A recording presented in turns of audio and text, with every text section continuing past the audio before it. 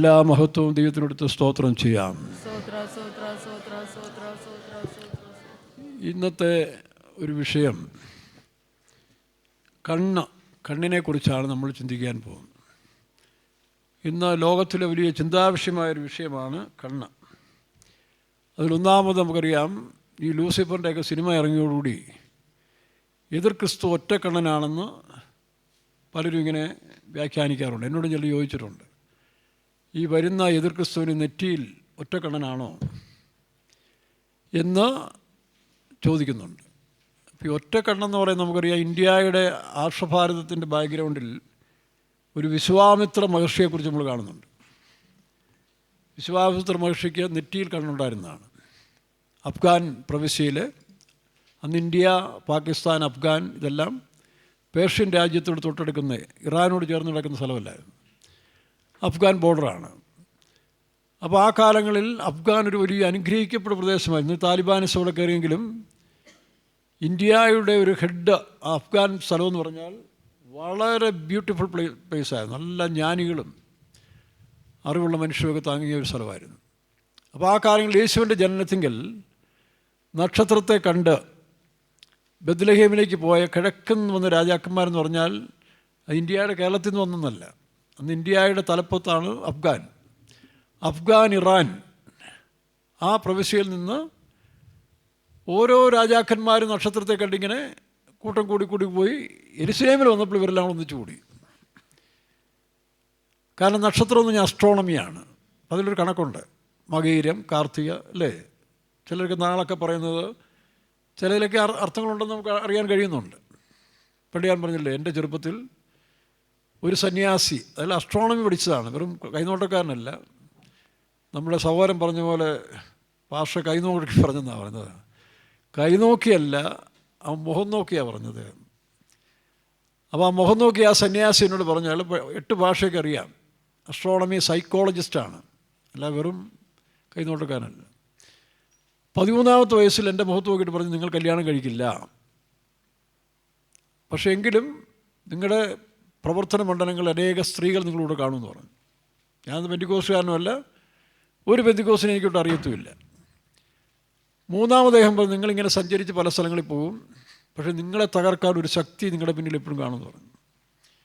ആ ശക്തിയെ മേൽക്കൊള്ളக்கூடிய മറ്റൊരു ശക്തി നിങ്ങളോട് കാണുന്നത് ഈശ്വരനാണെന്ന് പറഞ്ഞു. ഈശ്വരാനുഗ്രഹമുള്ളൊരു മനുഷ്യനാണ്. നമ്മൾ 13ാമത്തെ വയസ്സിൽ എന്തോ ചിന്തിക്കാനാണ്. ഏറ്റവും പ്രധാനമായിട്ട് അന്ന് ശ്രദ്ധിച്ചതാണ് കല്യാണം കഴിക്കത്തില്ലെന്ന് പറഞ്ഞപ്പോൾ ഒരു ചിരി വന്നു. പിന്നീട് അങ്ങനെ ഒരു ആഗ്രഹം മനസ്സിൽ തോന്നിയിട്ടില്ല. പിന്നെ കർത്താവ് വിളിച്ചപ്പോഴാണ് ഈ പ്രതിഷ്ഠയുടെ വേല, ഈ അപ്പോസ്തോലിക സത്യങ്ങളെ ദൈവം കാണിച്ചു തന്നു. ഇതൊന്നും ആരും എന്നോട് പറഞ്ഞിട്ടില്ല കേട്ടോ. ഞാൻ പറഞ്ഞല്ലോ, എൻ്റെ രക്ഷിപ്പിൻ്റെ അനുഭവം മുറിയിൽ വെച്ച് കർത്താവായ യേശു പ്രത്യക്ഷപ്പെട്ടു, എന്നെ വിളിച്ച് വേർതിരിച്ചതിന് ശേഷം ഈ അപ്പോസ്തോലികമായ ഉപദേശം കർത്താവിനെ മനസ്സിലാക്കി എൻ്റെ മുറിയിൽ വെച്ച് തന്നെ തരികയായിരുന്നു. പിന്നീടാണ് ഫീൽഡിലേക്ക് ഇറങ്ങിയപ്പോൾ പല പെന്തിക്കോസുകാരുമായിട്ട് 2-3 വർഷം നല്ല പരിചയമായിരുന്നു, വിലയ്ക്ക് ഇറങ്ങുന്നോളം വരെ ഒന്നിച്ച് പ്രവർത്തിക്കുകയും. അതുകൊണ്ട് പെന്തിക്കോസ് ലോകത്തെക്കുറിച്ച് നന്നായിട്ട് പഠിക്കാനും കറസ്പോൺസിലെ ബൈബിൾ കോളേജിലൊക്കെ പോകാനിടയായി. ഇപ്പോൾ ഈ കണ്ണെന്ന് പറയുന്നൊരു വിഷയത്തെ തന്നെ എടുക്കുമ്പോൾ, ഒരു പാസ്റ്റർ, നമ്മുടെ 2-3 പാസ്റ്റർമാർ, ഞാൻ ഈ 3 സ്റ്റേജസ് അല്ലെങ്കിൽ സക്കറിയ പ്രവചനം 4-ാം അധ്യായത്തിൻ്റെ വ്യാഖ്യാനം കൊടുത്ത സമയത്ത് പാസ്റ്റർ ടി ഉൾപ്പെടെ, pastor Don, pastor Bobby, pastor SB അണസ്റ്റ്, അങ്ങനെ പ്രധാനപ്പെട്ട പല പാസ്റ്റർമാരും പിന്നെ അത് സപ്പോർട്ട് ചെയ്തു.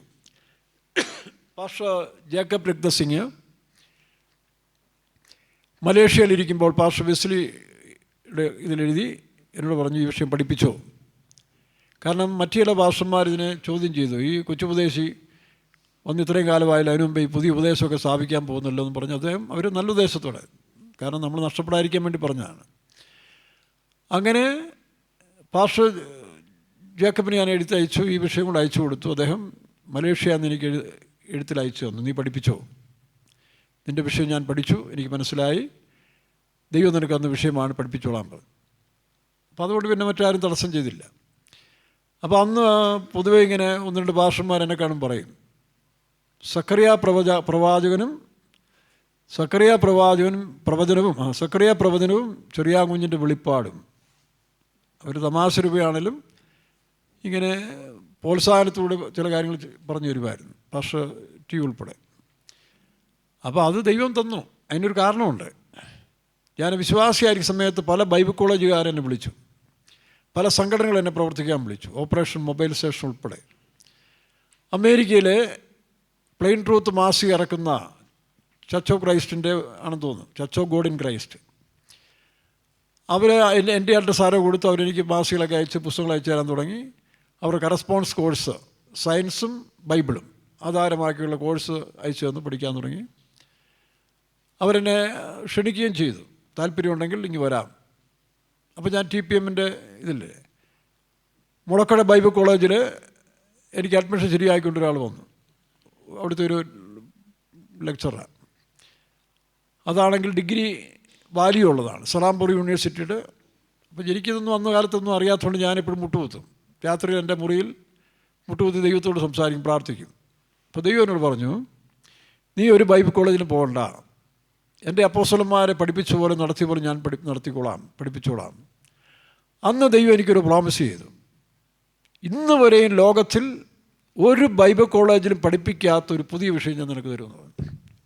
79 ഇത് നമുക്ക് വല്ലതും അറിയാം എന്താ പുതിയ വിഷയം, ബൈബിൾ തന്നെ ശരിക്കറിയാത്ത കാലഘട്ടം. പക്ഷെ പിന്നീട് ഈ 3 സ്റ്റേജസ് ഓഫ് ടെമ്പിൾ, 3 ആലയങ്ങളെക്കുറിച്ചുള്ള വിഷയം ഇത് നമ്മുടെ TPMലെ പുസ്തകത്തിലൊക്കെ ഉണ്ടല്ലോ. സമാവിയുടെ ആലയം, സൊലോമോൻ്റെ ആലയം, സെരുബാബിൻ്റെ ആലയം വരെയും ഉണ്ട്. അപ്പോൾ ഈ വിഷയം എനിക്കും വളരെ ഇഷ്ടം. ഞാൻ മദ്രാസിൽ ആദ്യത്തെ വർഷങ്ങൾ അവിടെ ആയിരുന്നുകൊണ്ട് എനിക്കത് ഇഷ്ടമായിരുന്നു. ഞാൻ പഠിക്കാൻ തുടങ്ങി. അപ്പോൾ പാസ്റ്റർ ഏണസ്റ്റ് 1984 നമ്മുടെ പേരുമാറ്റ വിഷയത്തോട് ചേർന്ന് സഭയിൽ പ്രശ്നം ഉണ്ടായല്ലോ. ഫിലിപ്പിച്ചായൻ്റെ മരണവും ദി പെന്തിക്കോസ്ത് മിഷൻ മാറിയതും പല ഫെയ്ത്തുള്ളവർ പിടിച്ചെടുക്കുകയൊക്കെ ചെയ്ത സംഭവം. അപ്പോൾ അതൊരു കാലഘട്ടമായിരുന്നു. ഉദാഹരണം പറഞ്ഞാൽ പെന്തിക്കോസ്തിന് ചില കാലഘട്ടങ്ങളുണ്ട്. ഇപ്പോൾ 20-ാം നൂറ്റാണ്ടിലെ കാലഘട്ടം എന്ന് പറയുന്നതും 1-ാം നൂറ്റാണ്ടിലെ കാലഘട്ടത്തിനും ചില സാമ്യതയുണ്ട്. 1-ാം നൂറ്റാണ്ടിൽ വന്ന സഭയുടെ ഉണർവ്, സഭകളെല്ലാം സ്ഥാപിക്കപ്പെട്ടതിന് ശേഷം 3-ാം നൂറ്റാണ്ടിന് ശേഷം സഭയിൽ ലോകം കയറാൻ തുടങ്ങി അധികമായിട്ട്. അങ്ങനെയാണ് കോൺസ്റ്റന്റൈൻ ചക്രവർത്തിയുടെ മതം മാറ്റത്തോടുകൂടി ഇതൊരു മതമായി മാറി. ആ മതത്തിൻ്റെ പിൻഗാമികളാണ്, ക്രിസ്തു മതത്തിൻ്റെ പിൻഗാമിയാണ് ഓർത്തഡോക്സ് റോമൻ കത്തോലിക്ക സഭ എന്ന് നമുക്ക് കാണാൻ കഴിയുന്നുണ്ട്. അത് പിന്നെ ബ്രാഞ്ചായിട്ട് ഒരുപാട് വന്നിട്ടുണ്ടെന്നുള്ളതല്ല. എന്നാൽ ആ കാലഘട്ടത്തിൽ പിന്നീട് ഒരു ഉണർവ് 16-ാം നൂറ്റാണ്ടിലാണ്. 15-ാം നൂറ്റാണ്ട് കഴിഞ്ഞ് 16-ാം നൂറ്റാണ്ടിലേക്ക് വരുമ്പോൾ കാത്തലിക്സ് തന്നെ ഒരു ഫിലോസഫി ലെക്ചറായിരുന്ന ഒരു അച്ഛൻ, അദ്ദേഹം ബൈബിൾ പഠിക്കാൻ തുടങ്ങി. അപ്പം അന്നും ബൈബിളുണ്ട്. ഒരു സന്യാസി സമൂഹത്തിൽ ഒരു അച്ഛൻ ഈ മാർട്ടിൻ ലൂതറിന് ഒരു ബൈബിൾ കൊടുത്തു. അപ്പം അന്ന് മാർട്ടിൻ ലൂതർ പറഞ്ഞാൽ ഭയങ്കര ഭക്തി എരിവുള്ള സമയമാണ്. റോമിൽ ഈ മനുഷ്യനെ ചെന്നിട്ട് വത്തിക്കാൻ സിറ്റി ചെന്നിട്ട് അവിടെ പടികളുണ്ട്, മുട്ടുമ്മേൽ അഴിഞ്ഞിട്ട് വേണം പരിശുദ്ധ പിതാവിനെ കാണണമെന്ന് തീരുമാനമെടുത്തു പോയ മനുഷ്യനാണ്. അങ്ങനെ അനേക ദിവസം വ്രതവും നോയമ്പും ഒക്കെ എടുത്ത് വത്തിക്കാനിൽ താൻ ചെന്ന് ആ കാഴ്ച കാണുകയും, എന്തിനാ, തനിക്ക് സുവിശേഷ പ്രവർത്തനത്തിന് പുതിയൊരു വാതിൽ തുറക്കാൻ വേണ്ടി പോയതാണ്. ഈ ബൈബിളിൽ നിന്ന് എനിക്ക് ഒരുപാട് ആശയങ്ങൾ കിട്ടി. അതായത് just shall live by faith, വിശ്വാസമുള്ള നീതീകരണം. അങ്ങനെ ഒരു താല്പര്യത്തോട് ഞാൻ ചെന്ന്, അപ്പോൾ ദൈവത്തിൻ്റെ പ്രതിനിധിയായ പരിശുദ്ധ പിതാവിനെ കാണാം. നമുക്കറിയാം പോപ്പുമാരുടെ ഹിസ്റ്ററി എടുക്കുമ്പോൾ അതിൽ ചിലതെല്ലാം ദൈവഹിതമില്ലാത്ത ജീവിതവും പ്രവൃത്തിയും ചെയ്തവരും, ഈവൻ കല്യാണം പോലും കഴിച്ച് കുഞ്ഞുങ്ങളൊക്കെ ഉണ്ടായിരുന്നവർ പോലും ഉണ്ടെന്ന് ചരിത്രം പറയുന്നുണ്ട്. അപ്പോൾ അങ്ങനെയൊക്കെയുള്ള യൂറോപ്പിൽ കരിനിഴൽ വീണ കാലഘട്ടം ഉണ്ടായിരുന്നു. അപ്പോൾ അതിലൊരു കാലഘട്ടത്തിലാണ് ഈ മാർട്ടിൻ ലൂതർ അവിടെ ചെല്ലുന്നത്. തനിക്ക് അവിടുത്തെ അവസ്ഥകളെല്ലാം കണ്ട് താൻ ഞെട്ടിപ്പോയി. തിരിച്ചു വന്ന് ബൈബിളിൽ നിന്ന് ഏകദേശം 99 വിശ്വാസ സത്യങ്ങൾ, രക്ഷിപ്പ് മുതൽ ഇങ്ങോട്ട് വിശ്വാസ സ്നാനം മുതൽ താൻ എഴുതി ജർമ്മൻകാരനാണ്, വിറ്റൻബർഗ് ദേവാലയത്തിൽ കൊണ്ടുപോയി ചോദിച്ചു. 15-ാം നൂറ്റാണ്ടിലാണെന്ന് ഓർത്തോണം, അല്ല 16-ന്റെ ആരംഭം. അങ്ങനെ വിശ്വാസ മാർഗത്തിൻ്റെ സത്യങ്ങൾ വിറ്റൻബർഗ് ദേവാലയത്തിൽ ഒട്ടിച്ചതിന് ശേഷം താനത് പ്രചരിപ്പിക്കാൻ തുടങ്ങി. തന്നെ പലപ്പോഴും സഭാ നേതാക്കന്മാർ കൊല്ലാൻ പ്ലാനിട്ടെങ്കിലും ദൈവത്തിൻ്റെ സൂക്ഷിപ്പായോണ്ട് അങ്ങനെ താൻ പോയിക്കൊണ്ടേയിരുന്നു. അതാണ് പ്രൊട്ടസ്റ്റൻ്റ് അന്ന് ഉള്ള ആഗോള സഭയായ കത്തോലിക്ക സഭയ്ക്കെതിരായിട്ട് മാർട്ടിൻ ലൂതർ, ഒരു കത്തോലിക്ക വൈദികൻ, കോളേജ് പ്രൊഫസറും കൂടെ ആയിരുന്ന മനുഷ്യൻ, ഫിലോസഫറായിരുന്ന ഇദ്ദേഹം ബൈബിൾ പഠിച്ച് അതൊരു സന്യാസി അച്ഛൻ കൊടുത്തതാണ്. അങ്ങനെയാണ് പ്രൊട്ടസ്റ്റൻ്റ് വിഭാഗം ഉണ്ടായത്. പ്രൊട്ടസ്റ്റൻ്റ് എതിർക്കുക, കത്തോലിക്ക സഭയുടെ അനാചാരങ്ങളെ എതിർക്കുന്ന സഭകൾ ഉണ്ടാകാൻ കാരണമാണ്. അതൊരു ഉണർവിനും വഴിതെളിക്കുകയും. അങ്ങനെയാണ് ലൂതറൻ മിഷൻ ഒക്കെ ജർമ്മനിയിൽ ഉണ്ടാകാൻ കാരണം അതാണ്. ലൂതറൻ സഭ ഉണ്ടാകുന്നതിൻ്റെ ചരിത്രം അങ്ങനെയാണ്. പിന്നീട് അതിൽ നിന്ന് നമുക്കറിയാം അടുത്ത ഘട്ടത്തിലേക്ക് പോവുകയാണ്. 20-ാം നൂറ്റാണ്ടിലേക്ക് വരുമ്പോൾ പല സംഘടനകൾ, Wesley, John Wesley, Charles Wesley, Wesleyan churches, Methodist, Baptist, ഇങ്ങനെ പല സഭകളുണ്ടാകുകയും രക്ഷാസ്നാനം, അങ്ങനെയാണ് അവരും വന്ന് ഈ നോർത്ത് ഈസ്റ്റിലെ വന്ന് അനേകരെ നാഗാലാൻഡെല്ലാം ഇത് ക്രിസ്തുവിലേക്ക് നടത്തിയത്. അപ്പോൾ ആ 20-ാം നൂറ്റാണ്ടിൽ വരുമ്പോൾ നമുക്കറിയാം പരിശുദ്ധാത്മാവിൻ്റെ വലിയ പകർച്ച ലോസ് ഏഞ്ചൽസിലെ, അതുപോലെ തന്നെ കാനഡയുടെ പ്രവിശ്യയിലെ ഒരു കൂട്ടം കറുത്ത വർഗ്ഗക്കാരും ഒരു കൂട്ടം വെളുത്ത സായിപ്പന്മാരും ഒരുപോലെ അഭിഷേകം പ്രാപിച്ചു. ഇവർ അഭിഷേകം പ്രാപിച്ചു കഴിഞ്ഞപ്പോൾ അഭിഷേകം ഒന്നാക്കി. തൊലിയുടെ വ്യത്യാസവും ഭാഷയുടെ വ്യത്യാസവും എല്ലാം മാറ്റി ആത്മാവിലൊന്നായി. അതായത് കാന്തം പോലെ എൻ്റെ അകത്തും പരിശുദ്ധാത്മാവ്, വേറൊരാളകത്തും പരിശുദ്ധാത്മാവ് എന്ത് അവർ തമ്മിൽ കാണുമ്പോൾ അറിയാൻ ഒട്ടിപ്പോവും. ഇതിനൊരു ഉദാഹരണം പറഞ്ഞാൽ, പാസ്റ്റർ ഡോൺ കോട്ടയം കൺവെൻഷൻ വരുന്ന സമയത്തിൽ, ഇപ്പോൾ ഞങ്ങളിങ്ങനെ കൺവെൻഷൻ്റെ അറേഞ്ച്മെൻറ്റ്സ് എല്ലാം നടത്തിക്കൊണ്ടിരിക്കുക. പാസ്റ്റർ കെ സി ഓറിസ് ഉള്ള സമയമാണ്. പാസ്റ്റർ ഡോൺ നല്ല വെളുത്ത് സായിപ്പല്ലേ, അദ്ദേഹമാണെങ്കിൽ വലിയൊരു ഹൈ യഹൂദ പാരമ്പര്യത്തിൽ നിന്ന് വന്ന ഒരു മനുഷ്യൻ കൂടാണ്. അദ്ദേഹത്തിൻ്റെ അമ്മ ജ്യൂസ് ട്രഡീഷനാണ്. അപ്പോൾ ഈ നമ്മുടെ അപ്പച്ചന്മാർ 2-3 പേര് വിശ്വാസി അപ്പച്ചന്മാർ ഡോൺ അപ്പച്ചനെ കാണാൻ വേണ്ടി ഗേറ്റിൽ പോയി നിൽക്കുക. അത് നല്ല കറുപ്പാണ്, എന്നേക്കാളും നല്ല കറുപ്പാണ്. ഒറിജിനൽ 7 അടകുള്ള കറുപ്പുള്ള അച്ചായന്മാരാണ്. ഒരു വിദ്യാഭ്യാസമില്ലാതെ പ്രായം ചെന്ന അച്ചായന്മാർ. ആരെ കാണാൻ? ഡോണപ്പച്ചനെ. ഈ ഡോണപ്പച്ചൻ അല്ലെങ്കിൽ ഈ അപ്പച്ചന്മാരായിരുന്നു ബ്ലഡ് റിലേഷൻ അല്ലല്ലോ, എന്നാലും ആത്മാവിൻ്റെ ഐക്യത ഞാൻ പറയുന്നത്. അപ്പോൾ ഇവർ 2-3 അച്ചപ്പച്ചന്മാർ പ്ലാൻ ചെയ്ത് ആദ്യമേ കാണാൻ കാറിൽ വരുമ്പോൾ ഇങ്ങനെ കുനിഞ്ഞ് നോക്കണം. അപ്പോൾ ഞങ്ങൾ ശ്രദ്ധിച്ചുകൊണ്ടിരുന്നു. അപ്പോൾ കാറിലെ പാസ്റ്റർ ഡോൺ വന്ന ഉടനെ ഇവർ അപ്പോൾ സ്വോത്രമെന്ന് പറഞ്ഞു കേട്ടോ. പാസ്റ്റർ ഡോണിൻ്റെ കാർ നിർത്തി ചാടി ഇറങ്ങി ഈ 3 അപ്പച്ചന്മാരും കെട്ടിപ്പിടിച്ച് എനിക്ക് തോന്നുന്നൊരു 10-15 മിനിറ്റ് അവൾ എല്ലാവരും കൂടെ അന്യഭാഷ പറഞ്ഞ് ആത്മാവിൽ ഈ 4 പേരും കൂടെ ഞങ്ങളെല്ലാം നോക്കിക്കുക. അതാണ് പരിശുദ്ധാത്മ. അപ്പം കാനഡയിലും ലോസ് ഏഞ്ചൽസിലുണ്ടായ ഈ 2 വിഭാഗങ്ങളെ ക്രിസ്തുവിൽ ഒന്നാക്കിക്കൊണ്ട് പരിശുദ്ധാത്മാവിന് ഉണർവ് ആരംഭിച്ചതാണ് പെന്തിക്കോസ്റ്റ് മാർഗം എന്ന് പറയുന്നത്. അങ്ങനെ ആ കാലങ്ങളിൽ പെന്തിക്കോസ്റ്റ് മാർഗത്തിൻ്റെ ഒരു വലിയ ആളാണ് രമാഭായി. അവരൊരു ബ്രാഹ്മണ സ്ത്രീയാണ്. സത്യത്തെ തേടി ഇറങ്ങിത്തിരിച്ച് അവസാനം യേശു ക്രിസ്തുവിനെ കണ്ടെത്തി. എനിക്കൊന്ന് പൂനായിലാന്ന് തോന്നുന്നു, അവരുടെ വലിയൊരു ആശ്രമമുണ്ട്. ആ ആശ്രമത്തിൽ അന്ന് സതി, അതായത് ഭർത്താവ് മരിച്ച ഭാര്യയെ ചതയിൽ ചാടണമെന്നുള്ള വലിയ നിർബന്ധമുള്ള കാലമാണ്. അതും 70 വയസ്സുള്ള ആണായിരിക്കും 10 വയസ്സുകാരെ കല്യാണം കഴിക്കുന്നത്. ഇങ്ങനെ ചത്തുപോയി കഴിഞ്ഞാൽ ഇവർ ചാവണമെന്ന നിയമം. അത് ആദ്യമായിട്ട് അതിനെ എതിർത്തത് വില്യം കേറിയാണ്. പിന്നീട് ഈ രമാഭായി. അതിനുശേഷമാണ് രാജാ റാം മോഹൻ റോയ് അവരോട് ചേർന്നു ബെന്റിക് പ്രഭു സതി നിർത്തലാക്കി. അങ്ങനെയുള്ള അനേക പരിഷ്കാരങ്ങൾ ഈ യൂറോപ്യൻ അല്ലെങ്കിൽ അമേരിക്കൻ മിഷണറിമാർ, ഇംഗ്ലീഷ് മിഷണറിമാർ നടപ്പാക്കിയെടുത്തിട്ടുണ്ട്. അപ്പോൾ ഈ രമാഭായി ഒരുപാട് സ്ത്രീകളെ, വിധവകളെ കൊണ്ട് സംരക്ഷിച്ച് അവിടെയും പരിശുദ്ധാത്മാവിൻ്റെ വലിയ പകർച്ച അവരുടെ ആശ്രമത്തിലുണ്ടായിരുന്നു. ഇങ്ങനെ ചരിത്രത്തിൽ പറയുന്നുണ്ട്.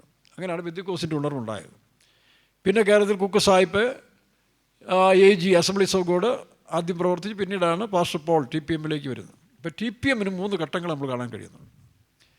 ഒന്ന് 1905 ആരംഭിച്ച പരിശുദ്ധാത്മാവിൻ്റെ അഭിഷേകത്തോടുകൂടി അഭിഷിക്തരായ മനുഷ്യരെ ലോകത്തിൻ്റെ വിവിധ ഭാഗങ്ങളിൽ ദൈവം ഉരുവാക്കിക്കൊണ്ടിരുന്നു. എന്നാൽ ഘട്ടം ഘട്ടമായിട്ട് അതിനു മുമ്പ് തന്നെ മർത്തോമക്കാരിലുണ്ടായൊരു ഉണർവ്, പിന്നെ ബ്രദർ മിഷൻകാർ, ഇതൊന്നും പിശാചൊന്നുമല്ല കേട്ടോ, ദൈവത്തിൻ്റെ ആത്മാവ് തന്നെയാണ്. അതിനുശേഷമാണ് പെന്തിക്കോസ്റ്റ് ഉണർവുണ്ടായത്. ഈ പെന്തിക്കോസ്റ്റ് ഉണർവ് വന്ന് പാസ്റ്റർ പോളിന് മറ്റുള്ളവരെക്കാൾ ഒരു പ്രത്യേക, അല്ലെങ്കിൽ മറ്റുള്ള പലർക്കും നേരത്തെ കൊടുത്തതാണ് ഒരു വിശ്വാസ ജീവിതത്തിൻ്റെ മാർഗം. എല്ലാം വിട്ട് ആദിമ അപ്പോസ്തലന്മാരെ പോലെ ഇറങ്ങി വരണം, അങ്ങനെയാണ് ഈ മാർഗം വീണ്ടും ദൈവം ഉദ്ധരിച്ച് ഇതിനെ റെസ്റ്റോറേഷൻ എന്നാണ് കേട്ടോ. നമ്മൾ പറയരുത് ഞങ്ങളുടെ സഭയുണ്ടായിട്ട് 103 വയസ്സായി, 103 വയസ്സായ ഈ മുത്തശ്ശിയാണെന്നൊന്നും പറയരുത്. അങ്ങനെയൊക്കെ പറയുന്ന ഭാഷന്മാരുണ്ട്, അതൊക്കെ തെറ്റാണ്. 103 വയസ്സൊന്നും അല്ല ഇതിന് പ്രായവും കാലമൊന്നുമില്ല. ജീവാരംഭവും ജീവാവസാനവും ഒന്നുമില്ല, ആത്മാവിന്. അപ്പോൾ അങ്ങനെയൊക്കെ ചില ഈ പെന്തിക്കോസ് ജനിച്ചവർക്കാണ് അറിയാതെ വരുന്നതാണ് കേട്ടോ. ഞങ്ങളെപ്പോലുള്ള സമുദായത്തിൽ വരുന്നവർക്ക് സമുദായം വിട്ടുകൊണ്ട് ഇതൊരു സമുദായ മതമായി ഞങ്ങൾ കാണത്തില്ല. അതാണ് ഞങ്ങൾ ഇവിടെയുള്ള ഒരുപാട് ചില ക്ലാഷ് ഉണ്ടാകുന്നതിൻ്റെ കാരണം. എങ്ങനെ സ്നേഹത്തിൻ്റെ ക്ലാഷാണ് കേട്ടോ. അപ്പോൾ അതുകൊണ്ട് ഈ 103 വയസ്സാണെന്നും പാസ്റ്റർ പോളാണ് സ്ഥാപിച്ചെന്ന് പറയുന്നത്. പാസ്റ്റർ പോളിനെ കൂടി നവീകരണ കർത്താവായെന്ന് മാത്രമേ ഉള്ളൂ. പാസ്റ്റർ പോളിനെ വിശേഷമായിട്ടാരും പൊക്കി പറയാൻ അദ്ദേഹം പോലും ഇഷ്ടപ്പെട്ടില്ല. പാസ്റ്റർ പോളിൽ കൂടെ ചില ഉപദേശം കൊണ്ടുവന്നു, പിന്നെ പാസ്റ്റർ ആൽവിൽ കൂടെ കൊണ്ടുവന്നു, പാസ്റ്റർ എസി തോമസ്, ഇങ്ങനെ പലരും കാലാകാലങ്ങൾ ദൈവം ഓരോരുത്തരെ കൊണ്ട്. ഇനി ഇവരെക്കാളൊക്കെ മുമ്പ് തന്നെയാണ് വാച്ച്മാനി ചൈനയിലെ തടവിൽ വെച്ച് ഈ സത്യങ്ങളെല്ലാം വാച്ച്മാനിയുടെ പുസ്തകത്തിലുണ്ട്. ഗ്ലോറിയസ് ചർച്ച് എന്ന് പറഞ്ഞാൽ കുറേ പുസ്തകത്തിൽ ഉണ്ടായിരുന്നു. അപ്പോൾ അതെല്ലാം വായിക്കുമ്പോൾ ഈ പാസ്റ്റർ ആൽവിന് വെളിപ്പെട്ട പല സത്യങ്ങൾ എന്ന് പറയുന്നത് തന്നെ ഈ പറഞ്ഞ വാച്ച്മാനിയുടെ പുസ്തകത്തിൽ ഞാൻ വായിച്ചിട്ടുണ്ട്. ഈ 12-ാം അധ്യായത്തിലെ സ്ത്രീയും അങ്ങനെ പലതും ഉണ്ട്. ഒരുപക്ഷെ പാസ്റ്റർ ആൽവിന് കുറച്ച് ദൈവം കൊടുത്തതായിരിക്കും ബാക്കി ഈ പറഞ്ഞ പുസ്തകമെല്ലാം റെഫർ ചെയ്ത് കാണും, ഇംഗ്ലീഷ് അറിയാവുന്ന മനുഷ്യരിൽ. എനിവേ, നമുക്കതല്ല വിഷയം. നമുക്കെപ്പോഴും ക്രിസ്തു എന്ന അടിസ്ഥാനമായിരിക്കണം മെയിൻ വിഷയം. അവിടെ മതവും സംഘടനയും പാസ്റ്റർമാരും ഒക്കെ രണ്ടാമത്തെ കേസുകളാണ്. എങ്കിൽ മാത്രമേ വളർച്ചയുള്ളൂ. അല്ലെങ്കിൽ മതവൈരാഗ്യം ഉണ്ടാകും, മതസ്പിരിറ്റ് ഉണ്ടാകും, മതവെറിയായി മാറും. ഇന്ന് മതങ്ങൾ വെറും വെറി പിടിച്ചവരെ പോലെ പോകുന്നൊരു കാലമാണ്. അത് മാറി ക്രിസ്തുവിലേക്ക് വരുമ്പോൾ എല്ലാം നീങ്ങിപ്പോവും. ഒരു ക്രിസ്തുവിലായാൽ അവൻ പുതിയ സൃഷ്ടിയായി പഴയത് മാറിപ്പോവും. അങ്ങനെ ആണിപ്പോൾ. അപ്പം 1905 മുതൽ 45 വർഷമായപ്പോൾ പാസ്റ്റർ പോൾ മരിച്ചു. 40 വർഷം TPMൻ്റെ ഒരു ഘട്ടമാണ്. അതിനുശേഷം 84 വീണ്ടും ഒരു പ്രോബ്ലം ഉണ്ടായി. അപ്പോൾ അടുത്ത 40 വർഷം നോക്കണം. അപ്പോൾ ഒരു 40 വർഷം കഴിയുമ്പോൾ സഭയിലൊരു ശുദ്ധീകരണം നടക്കുന്നതായിട്ട് നമുക്ക് കാണാൻ കഴിയുന്നുണ്ട്. അപ്പോൾ 85 പോയിട്ട് പിന്നെ 40 വർഷം 2025 അല്ലേ? അല്ലല്ലോ, 85 പോയിട്ട് ഇപ്പം 35 വർഷമായി അല്ലേ? അപ്പോൾ ഒരു ഭാഷയോട് പറഞ്ഞു, ഈ 40 വർഷത്തിനകം നമ്മുടെ സഭയ്ക്ക് വീണ്ടും ഒരു ശുദ്ധീകരണം ഉണ്ടാകും എന്ന് പറഞ്ഞു. അതൊന്നും ആയിക്കോട്ടെ. ഇനി അതിനൊക്കെ നല്ല നമ്മൾ സഭയുടെ ശുദ്ധീകരണം കാത്തിരിക്കാതെ നമ്മളങ്ങ് ശുദ്ധീകരിച്ചാൽ പോരെ, ഇല്ലേ? ഇപ്പോൾ അടയാറിലൊരു ശുദ്ധീകരണം നടക്കാൻ പോയപ്പോൾ ആൾക്കാർ പലതും ചിന്തിച്ചു, ഇതെന്തേ ഇവിടം വരെ പോകുന്നേ? നമുക്ക് അവനവൻ തൻ്റെ കാന്തയും തന്നെത്താൻ ശുദ്ധീകരിച്ചിരുന്നാൽ പോരെ. ഒരുപാട് ചരിത്രവും സയൻസും കൂടുതലൊന്നും തലയ്ക്കകത്ത് കയറേണ്ട ആവശ്യവും ഇല്ല. തൻ്റെ കാന്തയും. അപ്പോൾ ഞാൻ ഈ വിശ്വാസ സമയത്തിന് ഇങ്ങനെ ഈ ബൈബിൾ കോളേജിലൊക്കെ പഠിക്കാൻ താല്പര്യപ്പെട്ടെങ്കിൽ കർത്താവിനോട് പറഞ്ഞു, അത് വേണ്ട, ഞാൻ നിന്നെ പഠിപ്പിച്ചോളാം, ഒരു ബൈബിൾ കോളേജിലും പഠിപ്പിക്കാത്തൊരു സത്യം തരാം. അങ്ങനെയാണ് ഈ അപ്പോസ്തോലിക വേലയെക്കുറിച്ചും വെളിപ്പാട് കിട്ടി. മറ്റ് പല ഗ്രൂപ്പുകൾ, ഓപ്പറേഷൻ മൊബൈലൈസേഷൻ, മറ്റേ കല്ലുവല കുഞ്ഞമ്മ പാസ്റ്റർ ആണെങ്കിൽ തൻ്റെ രണ്ടാമത്തെ ആളാക്കി എന്നെ മാറ്റാമെന്ന് വരെ പറഞ്ഞു, വിശ്വാസിയായിരിക്കും തന്നെ. ചർച്ച കൂടുകാർ, AG-ക്കാർ പലരും വിളിച്ചു. ഞാനൊന്നും തടസ്സം ചെയ്തില്ല, ദൈവസന്നിധി വെച്ച് പ്രാർത്ഥിക്കും. അങ്ങനെയാണ് ദൈവം എന്നെ ഈ സത്യം മനസ്സിലാക്കി ഞാൻ 81 അടയാറിലേക്ക് പോയതിന് ശേഷം പിന്നീട് തിരിച്ച് 5 വർഷം കഴിഞ്ഞ് 5 വർഷമായപ്പം ഇവിടെ വന്നു. കോട്ടയത്തേക്ക് എനിക്ക് ട്രാൻസ്ഫറായി. ഞാൻ ഇന്നാൾ പറഞ്ഞല്ലോ, കോട്ടയത്തിലെ ട്രാൻസ്ഫർ, തിരുവണ്ണാമല ചുണ്ടായ ദർശനം. അന്ന് പാസ്റ്റർ KC വർഗീസാണ് കോട്ടയത്തെ സെൻട്രൽ പാസ്റ്റർ. അപ്പോൾ അദ്ദേഹം ഒരു കാര്യമുണ്ട്, ഏത് മനുഷ്യനും പരീക്ഷിച്ചതിന് ശേഷമേ അടുത്ത സ്റ്റെപ്പിലേക്ക് വിടത്തുള്ളൂ. ഏത് കാര്യം ചുമ്മാ മുഖം നോക്കിയൊന്നും അദ്ദേഹത്തിന് വരിക. നല്ല ട്രെയിനിങ് മാസ്റ്ററാണ്. കഴിഞ്ഞ 35 വർഷക്കാലം അടയാറിൽ ട്രെയിനിങ് മാസ്റ്ററായിരുന്ന മനുഷ്യനാണ്. തനിക്ക് കേരളത്തിന് കിട്ടിയത് വലിയ ഭാഗ്യമായിരുന്നു, കോട്ടയത്തിന് കിട്ടിയത് ഏറ്റവും വലിയ ഭാഗ്യമായ ഒരു കാര്യമായിരുന്നു. അപ്പോൾ ഞാൻ അദ്ദേഹത്തിൻ്റെ കൂടെ ട്രാൻസ്ഫർ വന്നു. ആദ്യമായിട്ട് എൻ്റെ പരീക്ഷ ഇതായിരുന്നു, ടെസ്റ്റ്. ഇവനെന്തുണ്ട്, ഇവനെന്തുമാത്രം കോളിങ് എല്ലാം അറിയാൻ വേണ്ടി താൻ എന്നോട് പറഞ്ഞു, ഒരു ഞായറാഴ്ച രാവിലെ, ആ വന്നതിൻ്റെ അടുത്ത ഞായറാഴ്ച രാവിലെ പറഞ്ഞു, കുറിച്ചിയിൽ സഭായോഗത്തിന് പോകണമെന്ന് പറഞ്ഞു. ശരി, പോയി. അപ്പം കോട്ടയം സെൻറ്ററിലേക്കല്ലേ വന്നു. സഭായോഗം തുടങ്ങിയപ്പോൾ എന്നെ വിളിച്ചിട്ട് പറഞ്ഞു 17 മിനിറ്റ് പ്രസംഗിക്കണം. എത്ര മിനിറ്റാ?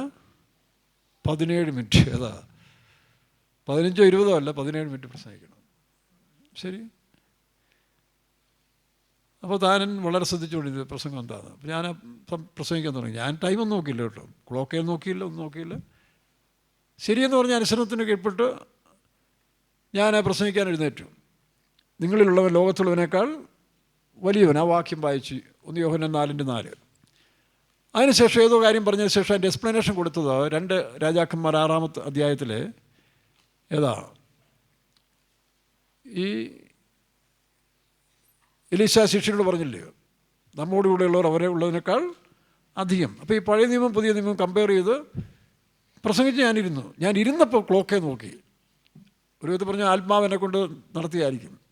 ഇരുന്നപ്പോൾ കറക്റ്റ് 17 മിനിറ്റ്. ഞാൻ ടൈം നോക്കി പ്രസംഗിച്ചതല്ല, പക്ഷേ അത് കറക്റ്റായിട്ട് ആത്മാവ് കമ്പോസ് ചെയ്ത് കൈ തന്നു. പാഷ വലിയ ഇഷ്ടമായി. അന്ന് ഇതിൻ്റെ ഹൈ റേഞ്ചിൻ്റെ ഹെഡ് ഏലപ്പാറയായിരുന്നു. മാസികമൊക്കെ നടത്തുന്ന അന്ന് ഏറ്റവും വലിയ സഭയും മാസികവും നടക്കുന്നതൊക്കെ ഏലപ്പാറയാണ്. അപ്പോൾ അവിടത്തേക്ക് ഒരാളെ വെക്കാൻ പുള്ളി ഇങ്ങനെ ആഗ്രഹിച്ചുകൊണ്ടിരിക്കുക. അപ്പോഴാണ് ഈ പഴയ നിയമം പുതിയ നിയമം കോട്ട് ചെയ്ത് സംസാരിക്കുന്ന പുള്ളി വലിയ സന്തോഷമായി. എന്നോട് ഞാൻ അടുത്ത ദിവസം നമുക്ക് ഏലപ്പാറയ്ക്ക് പോകണം. അങ്ങനെ ആണ് ഈ ഹൈ റേഞ്ചിൽ ആദ്യമായിട്ട് 85-ൽ ഏലപ്പാറയിൽ മിനിസ്ട്രി ആരംഭിച്ചത്. ഏലപ്പാറ ഞാൻ വരുമ്പോൾ ഈ സീ പ്രശ്നത്തിൻ്റെ ഗുരുതരമായ സമയത്താണ്. 3 സുവിശേഷ വേലക്കാർ ഏലപ്പാറയിൽ നിന്ന് പോയി. ഒരു കുടുംബസ്ഥൻ വേല വിട്ടു പോയി. അതിനു മുമ്പ് ഒരു നല്ല യൗവനക്കാരനായൊരു മൂപ്പൻ, അദ്ദേഹം വേറെ രീതിയിൽ പോയി. പിന്നെ മദ്രാസിൽ നിന്ന് അയച്ച ഒരു ഏലപ്പാറയ്ക്ക് അയച്ചൊരു സഹോദരനെ അന്ന് സീക്കാർ റെയിൽവേ സ്റ്റേഷൻ വെച്ച് സ്വീകരിക്കാൻ വന്നതാണെന്ന് പറഞ്ഞുകൊണ്ട് ഇദ്ദേഹത്തെ കൊണ്ട് പത്തനംതിട്ട കൊണ്ടുപോയി. അവസാനം പുള്ളിക്ക് ഇറങ്ങി തിരിച്ച് മദ്രാസിൽ വീട്ടിലും കണ്ടുപോയി. അപ്പോൾ ഞാനിവിടെ ചെല്ലുമ്പോൾ വലിയ സാത്താൻ്റെ ഭയങ്കര ശക്തി ഏലപ്പാറയിൽ പ്രവൃത്തി സമയമാണ്. വിശ്വാസികൾ തന്നെയും പലരും ലോകത്തിലേക്ക് അങ്ങ് പോയി.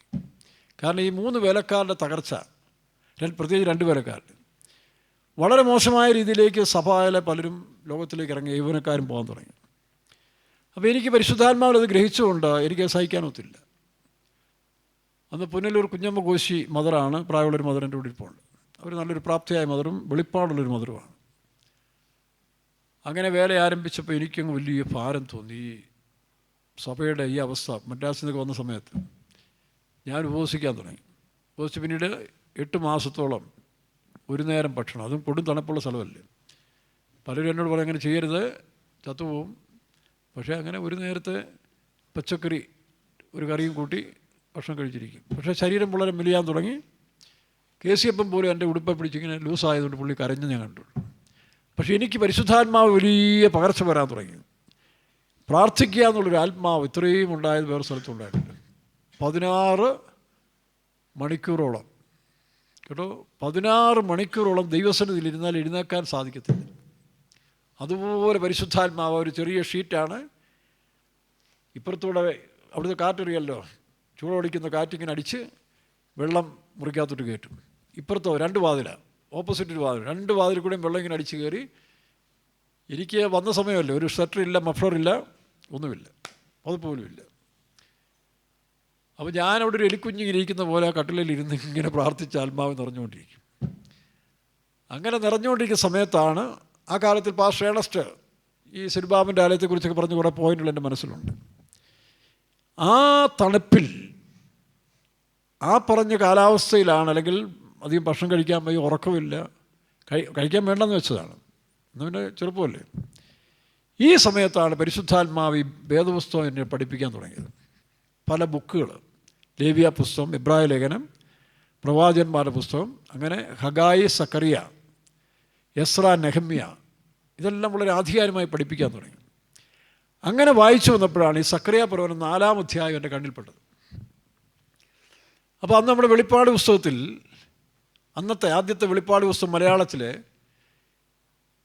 വെളിപ്പാട് പുസ്തകം 11-ാം അധ്യായത്തിൽ കാണുന്ന 2 അഭിഷിക്തന്മാരും 2 ഒലിവുമരവും ഈ പറഞ്ഞ സക്കറിയ പറയുന്ന ഒലിവുമരം ഒന്നാണെന്നാണ് അന്ന് ഞാൻ ആ പുസ്തകത്തിൽ വായിച്ചത്. പിന്നീട് അത് മാറ്റി കേട്ടോ.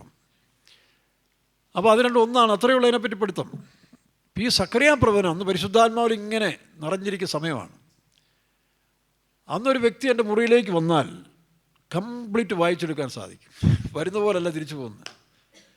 അന്ന് പോൾരാജ് എന്ന് പറഞ്ഞൊരു രാഷ്ട്രീയക്കാരൻ എന്നോട് തർക്കിക്കാൻ വന്നു. താനെന്നവിടുത്തൊരു രാഷ്ട്രീയക്കാരനും വിശ്വാസി എന്ന പേരുമുണ്ട്.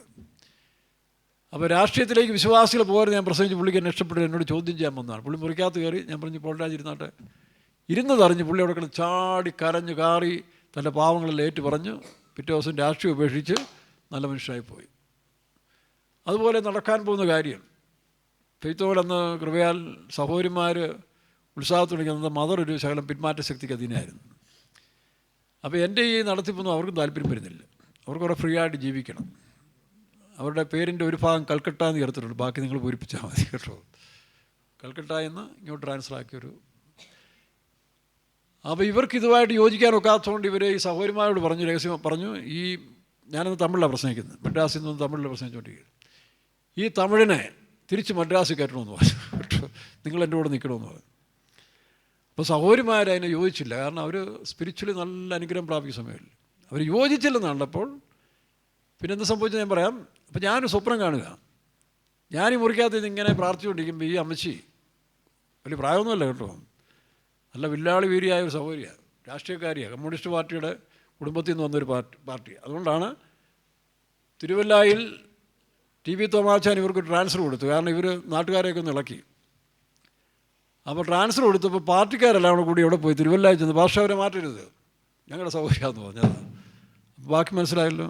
എനിവേ, അപ്പോൾ ഞാനൊരു സ്വപ്നം കാണുക, ഈ മദറ് ഇങ്ങനെ തട്ടത്തിൽ മറയത്തൊക്കെ വലിച്ചിട്ട് എൻ്റെ മുറിയിലേക്ക് കയറി വരും. സ്വപ്നമാണ് കേട്ടോ. മുറിയിലേക്ക് വന്ന് കയറിയിട്ട് വളരെ ഭാരത്തോടെ, ബ്രദറെ, ഈ സഹോദരിമാർ ബ്രദറിനെതിരായിട്ട് നിൽക്കുകയാണ് കേട്ടോ എന്ന് പറഞ്ഞ് കുറേ കാര്യങ്ങളെല്ലാം ഇവരിങ്ങനെ പറയുന്നുണ്ട്. അത്ര എല്ലാ കാര്യമൊന്നും എനിക്ക് സ്വപ്നത്തിൽ കേട്ട് മനസ്സിലാവുന്നുമില്ല. അപ്പോൾ ഞാൻ അറിയില്ലല്ലോ, ഞാൻ പറഞ്ഞൊരു കാര്യം ചെയ്യും, മദർ പൊക്കോ, പ്രാർത്ഥനയുണ്ടല്ലോ. അപ്പം പ്രാർത്ഥനയിലുള്ള ബന്ധം, ഞാൻ മുഖം പോലും പലരുടെ എനിക്ക് കാണാൻ അറിയത്തില്ല. അന്നത്തെ ഒരു മാസയോഗം കഴിഞ്ഞ് സഹോദരിമാർ എന്നോട് എപ്പോഴാണ് പോകുമെന്ന് ചോദിച്ചു. ഏതാ അയലപ്പാറയ്ക്ക്. അപ്പോൾ ഇതേ സഹോദരിമാരെന്ന് പോലെ ഇരിക്കും. അപ്പോൾ ഞാൻ അവരോട് ചോദിച്ചു, നിങ്ങളെവിടെ ഇരിക്കുമെന്ന് ചോദിച്ചു. ഒരു സഹോദരി ഉടനെ കരച്ചിലായി, കൂടെയുള്ളവരെ പോലും. അപ്പോൾ അന്നത്തെ ആ ഒരു അറ്റ്മോസ്ഫിയർ എങ്ങനെ ആയിരുന്നു. എനിവേ, അപ്പോൾ ഇവരിങ്ങനെ വന്ന് കുറേ കാര്യമെല്ലാം പറഞ്ഞ് ഞാൻ പറഞ്ഞു, പൊക്കോ പ്രാർത്ഥനയ്ക്ക് വരാമെന്ന്.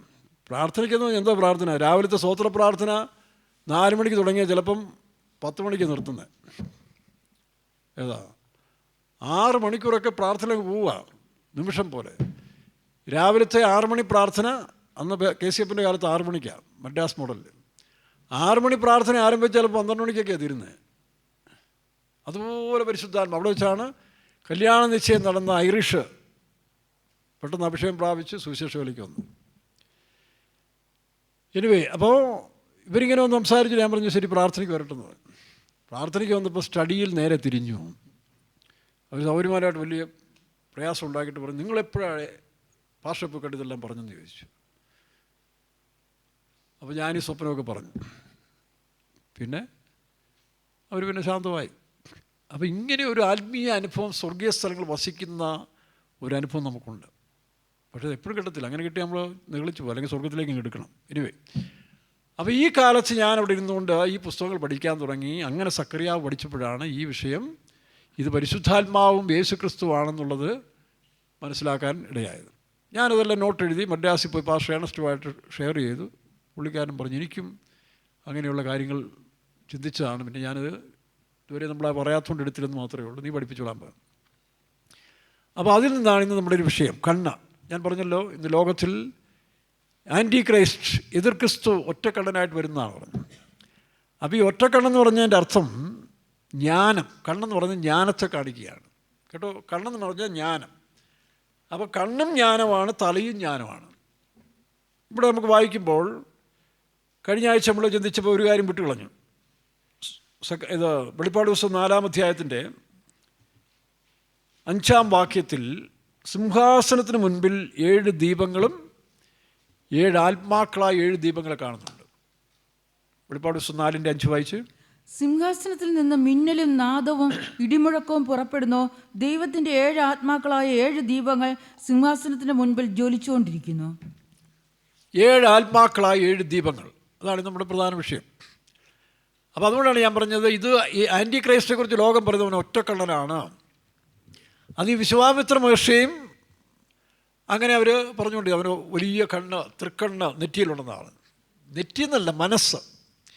അതിനെയാണ് മനക്കൺകൾ എന്ന് വിളിക്കുന്നത്. എഫേസ്യ ലേഖനം 1-ാം അധ്യായത്തിന് 17 തമിഴിൽ വായിക്കുമ്പോൾ അതിന് മനക്കൺകൾ എന്നാണ്. മലയാളത്തിൽ ഹൃദയദൃഷ്ടി പ്രകാശിപ്പിച്ചിട്ട്. അപ്പോൾ അതാണ് അടുത്ത 6-ാമത്തെ ഇന്ദ്രിയം എന്നൊക്കെ പറയുന്നത്. അപ്പോൾ ഈ മനക്കൺകൾ പ്രകാശിച്ചെങ്കിൽ മാത്രമേ യാഥാർത്ഥ്യങ്ങളെ ഉള്ളതുപോലെ ഗ്രഹിക്കാൻ കഴിയുള്ളൂ. വായിച്ചുണ്ട്, നിങ്ങളുടെ ഹൃദയദൃഷ്ടി പ്രകാശിപ്പിച്ചിട്ട് അവൻ്റെ വിളിയാലുള്ള. തമിഴ് വായിക്കും, മനക്കൺകൾ. എഫേസ്യർ 1-ാം അധ്യായം 17-ാം വചനത്തിൽ തമിഴ് വായിക്കുമ്പോൾ 17-18 ആ അറിந்து கொள்றதுக்காக ஞானத்தையும் ആവിയെ തന്തള്ള വേണ്ടുമെന്നും നിങ്ങളുടെ അടുത്ത അവസരം പഠിക്കും, മൈക്ക് പഠിക്കും. അടുത്ത അവസരം നിങ്ങളുടെ മനക്കൺകളെ പ്രകാശിക്കും പിടിയുന്നില്ലേ? 18-ാം വാക്യം നമ്മളില്ലയോ? നിങ്ങളുടെ മനക്കൺകളെ പ്രകാശിക്കുംപടി, അല്ല 19-ാം വാക്യമായിരിക്കും അത്.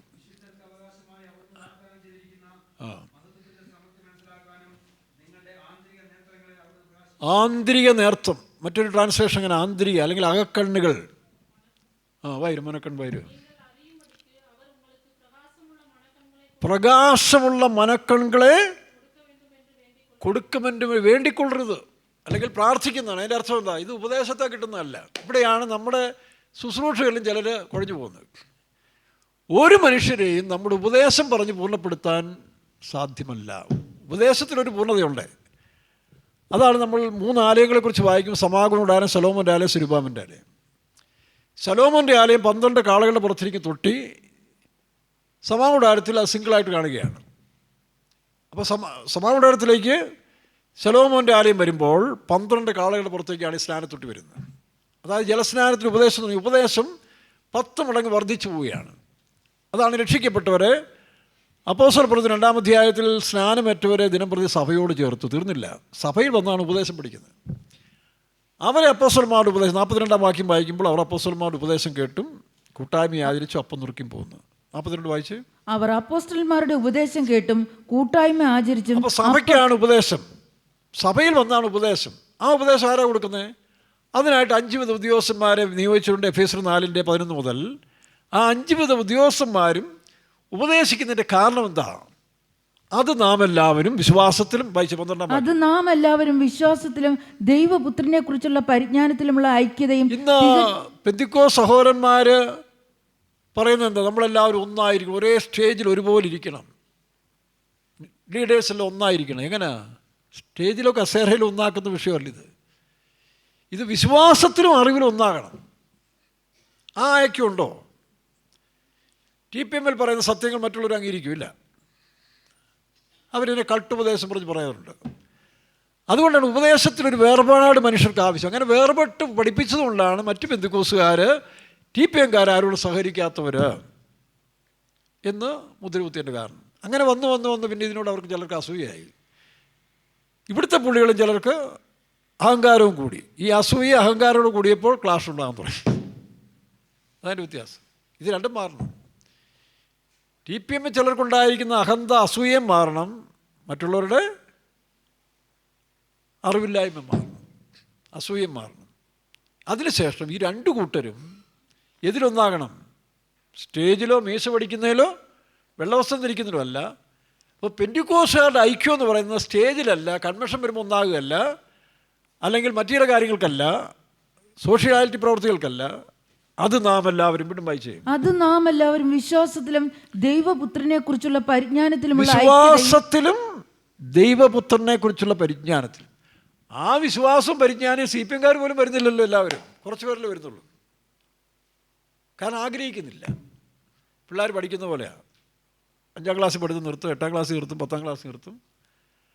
അപ്പോൾ പിന്നെ ഇതിൻ്റെ കൂട്ടായ്മയുടെ ഒരു സന്തോഷത്തിലൊക്കെ പോകുന്നുള്ളൂ പലരും. TPM തന്നെ ഞാൻ കാണുന്നത് ഈ കൂട്ടായ്മയുടെ സന്തോഷത്തിൽ അപ്പച്ച പ്രാർത്ഥിച്ചോണം.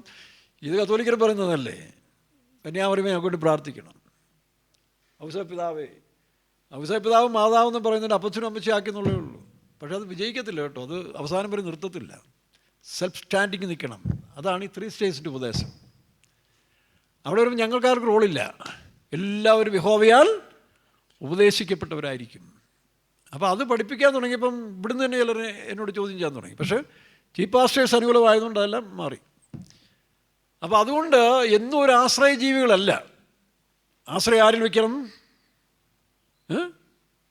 പണ്ട് സമുദായക്കാർ തന്നെ പഠിക്കുന്ന ഒരു പാട്ടില്ലേ, ആശ്രയമേശുവിലെന്നദീന ഭാഗ്യവാൻ ഞാൻ, ഭാഗ്യവാൻ ഞാൻ, ആശ്വാസമെന്നിൽ താൻ തന്നദീന ഭാഗ്യവാൻ താൻ.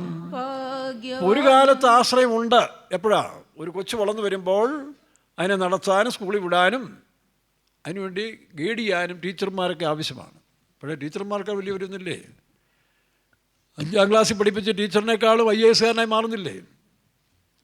അപ്പോൾ അതാണ് വിഷയം. വളർച്ചയിലേക്ക് പോകണം. അല്ല എല്ലാ കാലത്തും ഭാഷന്മാരെ ആശ്രയിച്ച് ഇവരുടെ പ്രാർത്ഥനയെ ആശ്രയിച്ച് പോകുന്നതല്ല. അതിൻ്റെ കാലഘട്ടം കഴിയുമ്പോൾ അല്ലെങ്കിൽ ഒരു ഘട്ടം 2 ഉപദേശത്തിൻ്റെ വളർച്ചയ്ക്ക് ഒരു പൂർണ്ണതയുണ്ട്. പൗലോസ് പറഞ്ഞ ഏത് മനുഷ്യൻ ക്രിസ്തുയേശു തികഞ്ഞവനായി ഞങ്ങൾ അവനെ അറിയിക്കുന്നു. കൊലോസ്യർ 1:28. അതൊരു ഘട്ടം.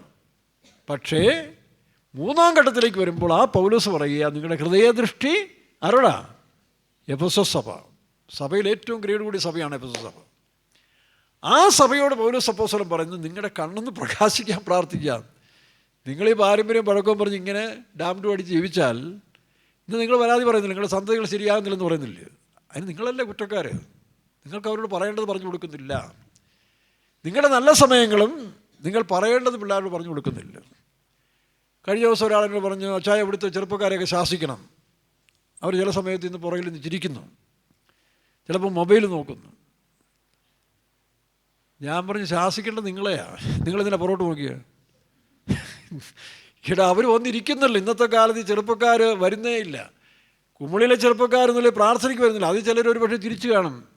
അവർക്ക് അറിയാൻ പോകുന്നില്ല, അടിയുണ്ടാക്കാൻ പോകുന്നില്ല, ഏഷന് പറയാൻ പോകുന്നില്ല. നിങ്ങളുടെ പണി എന്താ? നിങ്ങൾ ചിലർ ഗുരുതരമായ കാര്യങ്ങൾ ചെയ്യുകയും ഇനി അവർ തിരിച്ചൊരു ചോദ്യം ചോദിച്ചാലോ, ഇവിടെ തൻ്റെ മകൻ എവിടെയെന്ന് ചോദിച്ചാലോ, താഹം വളർത്തിയ തൻ്റെ മകൻ എവിടെയെന്ന് ചോദിച്ചാൽ തീർന്നില്ല. അതുകൊണ്ട് ഈ ആവശ്യമില്ലാത്ത പഠിക്കുന്ന മുതിർന്നവർ പോകും. അവരവിടെ ഇരുന്നോട്ടെ, മര്യാദയ്ക്ക് ഇരുന്നോട്ടെ. ഇടയ്ക്ക് മൊബൈൽ നോക്കിയാൽ ഞാൻ നോക്കിക്കോളാം കേട്ടോ. നിങ്ങൾ ഇടയ്ക്കിടയ്ക്ക് നോക്കേണ്ടവരെ. അവർ ചിരിച്ചാൽ ചിരിക്കട്ടെ, അയാൾക്ക് അറിയുന്നില്ലല്ലോ. അവർക്ക് സന്തോഷം കൂടുമ്പോൾ ചിരിക്കും. അത് സ്വാഭാവികമല്ലേ. ആർക്കെങ്കിലും എന്തെങ്കിലും ചിലപ്പോൾ ഒരു പക്ഷേ ചിലപ്പോൾ എൻ്റെ പ്രസംഗത്തിൻ്റെ ശൈലി തന്നെ ആകുമ്പോൾ ചിലപ്പോൾ ചിരിച്ചെന്ന് വരും. ചിലപ്പോൾ ആരുടെയെങ്കിലും അന്യഭാഷ കേൾക്കുമ്പോൾ അതൊക്കെ അവർക്കില്ലാത്തപ്പോൾ ചിരിക്കും. അതിനവരെ നിങ്ങൾ തടസ്സണ്ട കേട്ടോ. ശിശുക്കളെ എൻ്റെ അടുക്കൽ അവരിങ്ങോട്ട് പറഞ്ഞുവിടെ, നിങ്ങൾക്ക് വേണ്ടാത്തവരൊക്കെ ഇങ്ങോട്ട് പറഞ്ഞുവിടെ, ഞാൻ കൈകാര്യം ചെയ്യും. അതുകൊണ്ട് ഒരൊറ്റ മുതിർന്നവരും ഇവിടുത്തെ ചെറുപ്പക്കാരെ പറ്റി ചിന്തിക്കുക വേണ്ട. അത് ഞാനേറ്റു. അവരെന്തുകൊണ്ടാണ് വരുന്നത്? കണക്ഷൻ നഷ്ടപ്പെട്ടിട്ടില്ല. ആ കണക്ഷനോട് നിങ്ങൾ ഇല്ലാതാക്കളായിരുന്നു. ഞാൻ പറഞ്ഞേക്കാം. 3-4 പേരോട് കംപ്ലൈൻറ്റ് പറഞ്ഞു. നിങ്ങളൊക്കെ വലിയ പുണ്യാളന്മാരായിട്ടല്ലേ ഇവിടം വരെ എത്തിയതല്ലയോ? ഇവിടെ ഇന്ന് നരച്ച് മൂത്തിട്ടും പഴയ സ്വഭാവം പോകാത്ത പുള്ളികളുണ്ട്. എന്നെക്കൊണ്ട് അധികം പറയിപ്പിക്കരുത് ഞാൻ പറഞ്ഞു കേട്ടോ. അതുകൊണ്ട് അവരെവിടെ അവർ വരുന്നല്ലോ, ബാക്കിയൊക്കെ ദൈവം ശരിയാക്കിക്കോളും. അതുകൊണ്ട് ചെറുപ്പക്കാരെയും പിള്ളേരെ പറ്റി നിങ്ങൾ ഭാരപ്പെടണ്ട. നിങ്ങൾ അവർക്ക് വേണ്ടി പറഞ്ഞ് പ്രാർത്ഥിച്ചാൽ മാത്രം മതി. അതല്ലേ ശരി? ആണോ?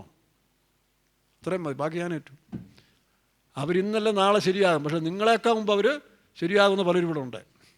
നിങ്ങൾ ശരിയായില്ലല്ലോ ആര് ശരിയാകും? നിങ്ങളുടെ മക്കൾ ശരിയാകുമെന്ന് എനിക്ക് ഉറപ്പുണ്ട്. ഇന്ന് അവർക്കിത് ഗ്രഹിക്കാൻ കഴിയുന്നതുകൊണ്ട് ചിലപ്പോൾ പറ്റത്തില്ല. നാളെ ഒരു സമയം വരും. The time will come. ഈ സത്യം അവരുടെ ഹൃദയത്തിൽ നിന്ന് പൊങ്ങി വരും. പരിശുദ്ധാത്മാവ് അവർ പ്രവർത്തിക്കും.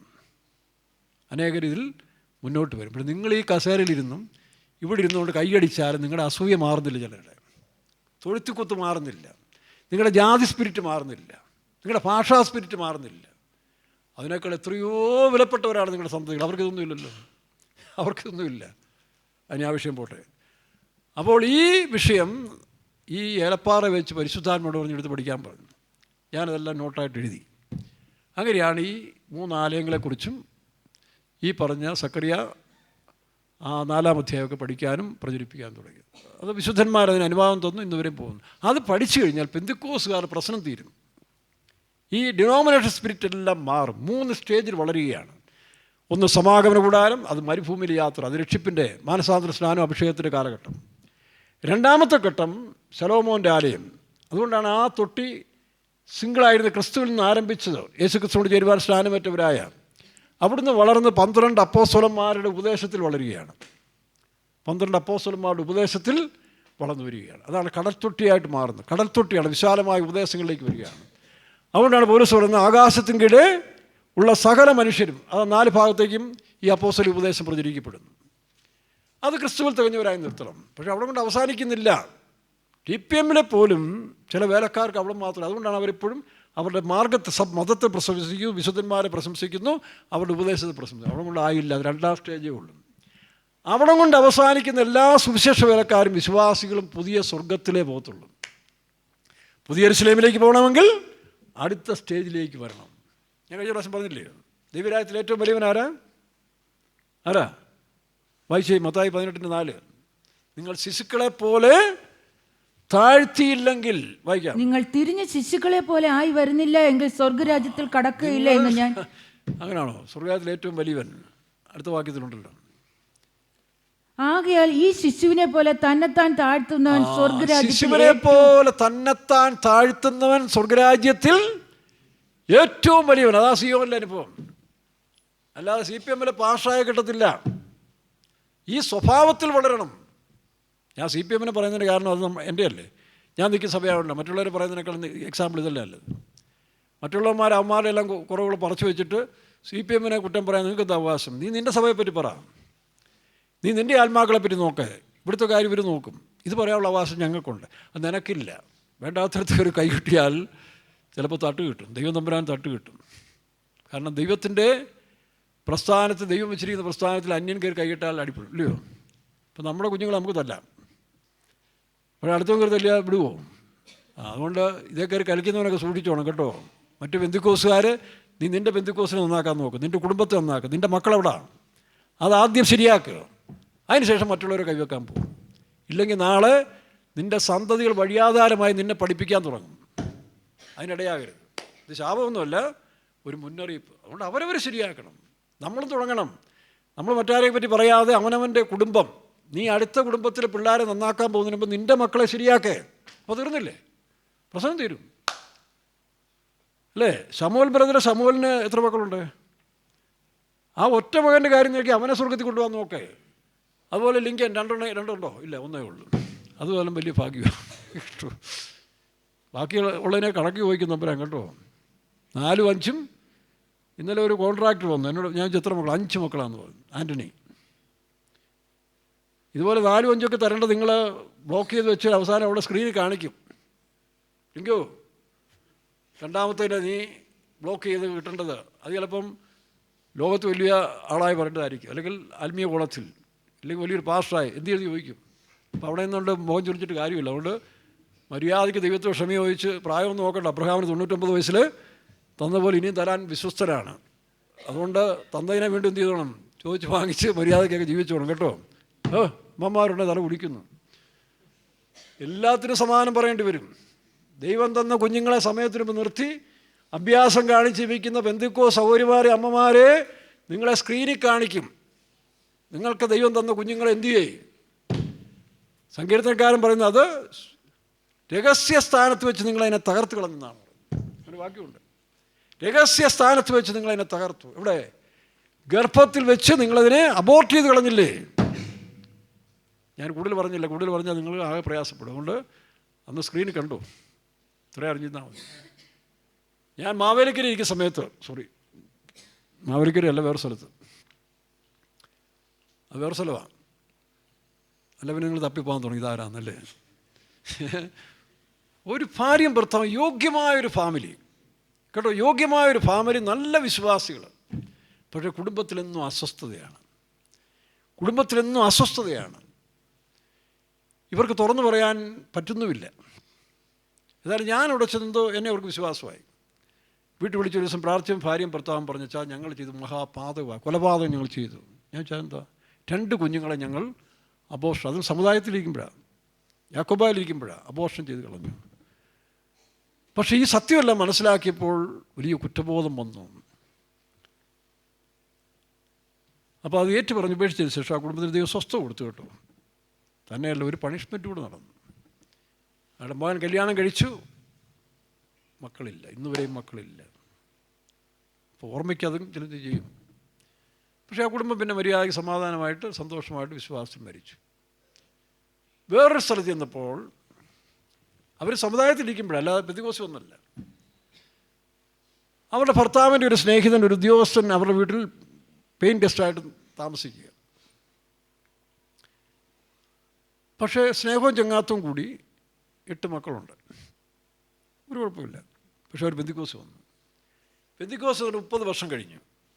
30 വർഷം കഴിഞ്ഞിട്ട് ഇവർക്ക് ഈ പറഞ്ഞ പോലെ ചില രോഗങ്ങൾ അങ്ങോട്ട് മാറുന്നില്ല, നടക്കാൻ വയ്യ, അസ്വസ്ഥതകളിങ്ങനെ. ഭർത്താവ് മരിച്ചുപോയി, കുറേ കഴിഞ്ഞ് ഭർത്താവ് മരിച്ചു, ചെറുപ്പത്തിൽ മരിച്ചു. ഇവർ മനപ്രയാസമായി പെന്തിക്കോസ്ത് വന്നു. ഇവരുടെ അകത്തിരിക്കുന്ന പാപത്തെക്കുറിച്ച് അല്ലെങ്കിൽ തെറ്റിനെക്കുറിച്ച് ഇവർക്ക് ആരോടും പറയണമെന്നുണ്ട്. പക്ഷേ ആരെയും അവർക്ക് മനസ്സുകൊണ്ട് വിശ്വാസം വരുന്നില്ല. 10-15 വർഷമായിട്ട് നമ്മുടെ സഭയിൽ തന്നെ വന്നുകൊണ്ടിരിക്കും, 30 വർഷമായിട്ട്. അപ്പോൾ ഞാനിവിടെ ട്രാൻസ്ഫറായി ചെന്നപ്പോൾ ദൈവം പറഞ്ഞു, നീ പോയി എൻ്റെ ദാസനോട് നിൻ്റെ കാര്യങ്ങൾ പറയാൻ പറഞ്ഞു. അപ്പോൾ പ്രായമുണ്ട്, 10-65 വയസ്സുണ്ട്. അപ്പോൾ ഈ സമയത്ത് അവർ വടിയും കുത്തിയാണ് നടക്കുന്ന പല അസ്വസ്ഥകൾ. അപ്പോൾ എന്താ സംഭവിച്ചു? ഇവർ വന്നെല്ലാം പറഞ്ഞപ്പോൾ 6 മക്കളിൽ 2 മക്കൾ ഈ നായർ കൂട്ടുകാരൻ്റെ പിള്ളേരാണ്. അത് എന്നോട് പറഞ്ഞു, ഇന്ന പിള്ളേരാന്ന് പറഞ്ഞു. ഞാൻ പേരും പറഞ്ഞു. ഇപ്പം എന്തോ ചെയ്യാനും പിള്ളേർ കുറ്റമാണ്. പിള്ളേർ കുറ്റമൊന്നുമല്ല. ഇപ്പോൾ ക്രിസ്തീയ കുടുംബത്തിൽ അവർ ഭാര്യ-ഭർത്തൃ ബന്ധത്തിൽ സ്നേഹം കൂടിയതാണ്. ഭർത്താവ് എന്ത് ചെയ്തു? ചിലപ്പം ഉണ്ടായിരുന്നു വേണം. അങ്ങനെ 6-ൽ 2 വേറൊരാടെയാണ്. പക്ഷേ പരിശുദ്ധാത്മാവോട് കേട്ടപ്പോൾ കുറ്റബോധം കൊണ്ട് അവർ അസ്വസ്ഥയായി ക്ഷീണിതയായി. ഇത് ഏറ്റു പറഞ്ഞതിന് ശേഷം 3 ദിവസത്തെ ശുദ്ധീകരണ മീറ്റിങ്ങിൽ ഒരു കാത്തിരിപ്പ് യോഗത്തിൽ ഈ വടിയും കുത്തിപ്പിടിച്ചുകൊണ്ട് അമ്മ അഭിഷേകം നിറഞ്ഞ് വടിയെല്ലാം എടുത്തു കളഞ്ഞു. നല്ല ഉഷാറായി. പിന്നീട് ആ പിള്ളേർ അതിൻ്റെ പറഞ്ഞ അവർ വിശ്വാസം വരികയും ഞാൻ പോയി സന്ദർശിച്ചു. ഇതൊന്നും പറയാൻ പോയില്ല, ഒരുത്തരും പറഞ്ഞിട്ടില്ല. സന്ദർശിച്ചു, ആ ഒരു വിശ്വാസി വന്നു. ഈ അമ്മ സന്തോഷത്തോടെ മരിച്ചു. ഇതുപോലെ ചില രഹസ്യ പാപങ്ങളുണ്ടെങ്കിൽ അതെല്ലാം കണ്ടുപിടിച്ച് ഏറ്റു പറഞ്ഞില്ലെങ്കിൽ നിങ്ങൾ ഒരു കാലത്തും വിടുതൽ കിട്ടത്തില്ല. മനസ്സിലാവുന്നു? ഒരു സുവിശേഷ വേലക്കാരി ഒരു പ്രായമുള്ള അമ്മച്ചി ഒരിക്കലൊരു കാര്യം പറഞ്ഞു. അവരുടെ ജീവിതത്തിൽ ഈ പറഞ്ഞ പോലെ ദൈവത്തെ ധിക്കരിച്ച് ഒരു പാപം ചെയ്തു. അവർക്കൊരു കൊച്ചു ജനിച്ചു. പക്ഷെ അന്നത്തെ സാഹചര്യം തന്നെ അബോർഷൻ ചെയ്തു കളഞ്ഞു. സുവിശേഷ വേലയ്ക്കൊക്കെ വന്നു. പക്ഷെ ഇന്നും താരിങ്ങനെ കണ്ണടയ്ക്കുമ്പോൾ ഒരു കുട്ടി, കറുത്ത ഒരു ആൺകുട്ടി ഇങ്ങനെ നിൽക്കുക. ഇത് കാണുമ്പോൾ ഒരു അസ്വസ്ഥരായി വല്ലാതെ വയലൻ്റ് ആകുകയാണ്. അപ്പോൾ ഒരിക്കൽ എന്നെ കണ്ട് പ്രാർത്ഥിക്കാൻ വന്നു. ഞാൻ മുട്ടുപോയി. ഞാൻ പറഞ്ഞു എഴുന്നേക്കാൻ പറഞ്ഞു. എന്നൊക്കെ പ്രായമുള്ളതല്ലോ, എഴുന്നേക്കാൻ പറഞ്ഞു. ഇല്ല, എനിക്കിത് ഷെയർ ചെയ്തേ ഒക്കത്തുള്ളൂ.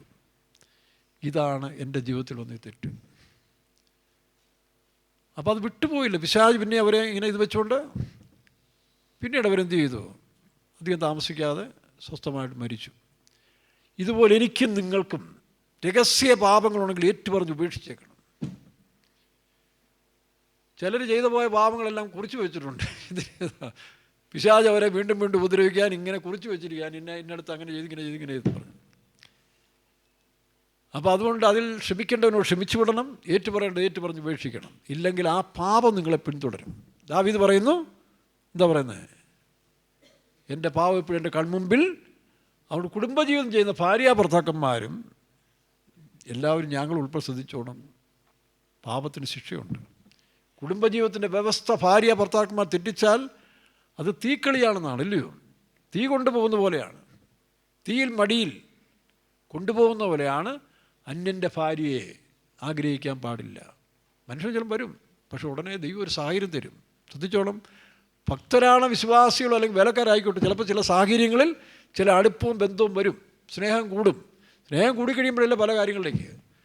പക്ഷെ നീ ഒരു യഥാർത്ഥ വിശ്വാസി വേലക്കാരനാണെങ്കിൽ തമ്പുരാൻ തന്നെ ഇടതലന്നിട്ട് അത് കട്ട് ചെയ്ത് വരും. അതിനുവേണ്ടി പ്രാർത്ഥിച്ചോണം.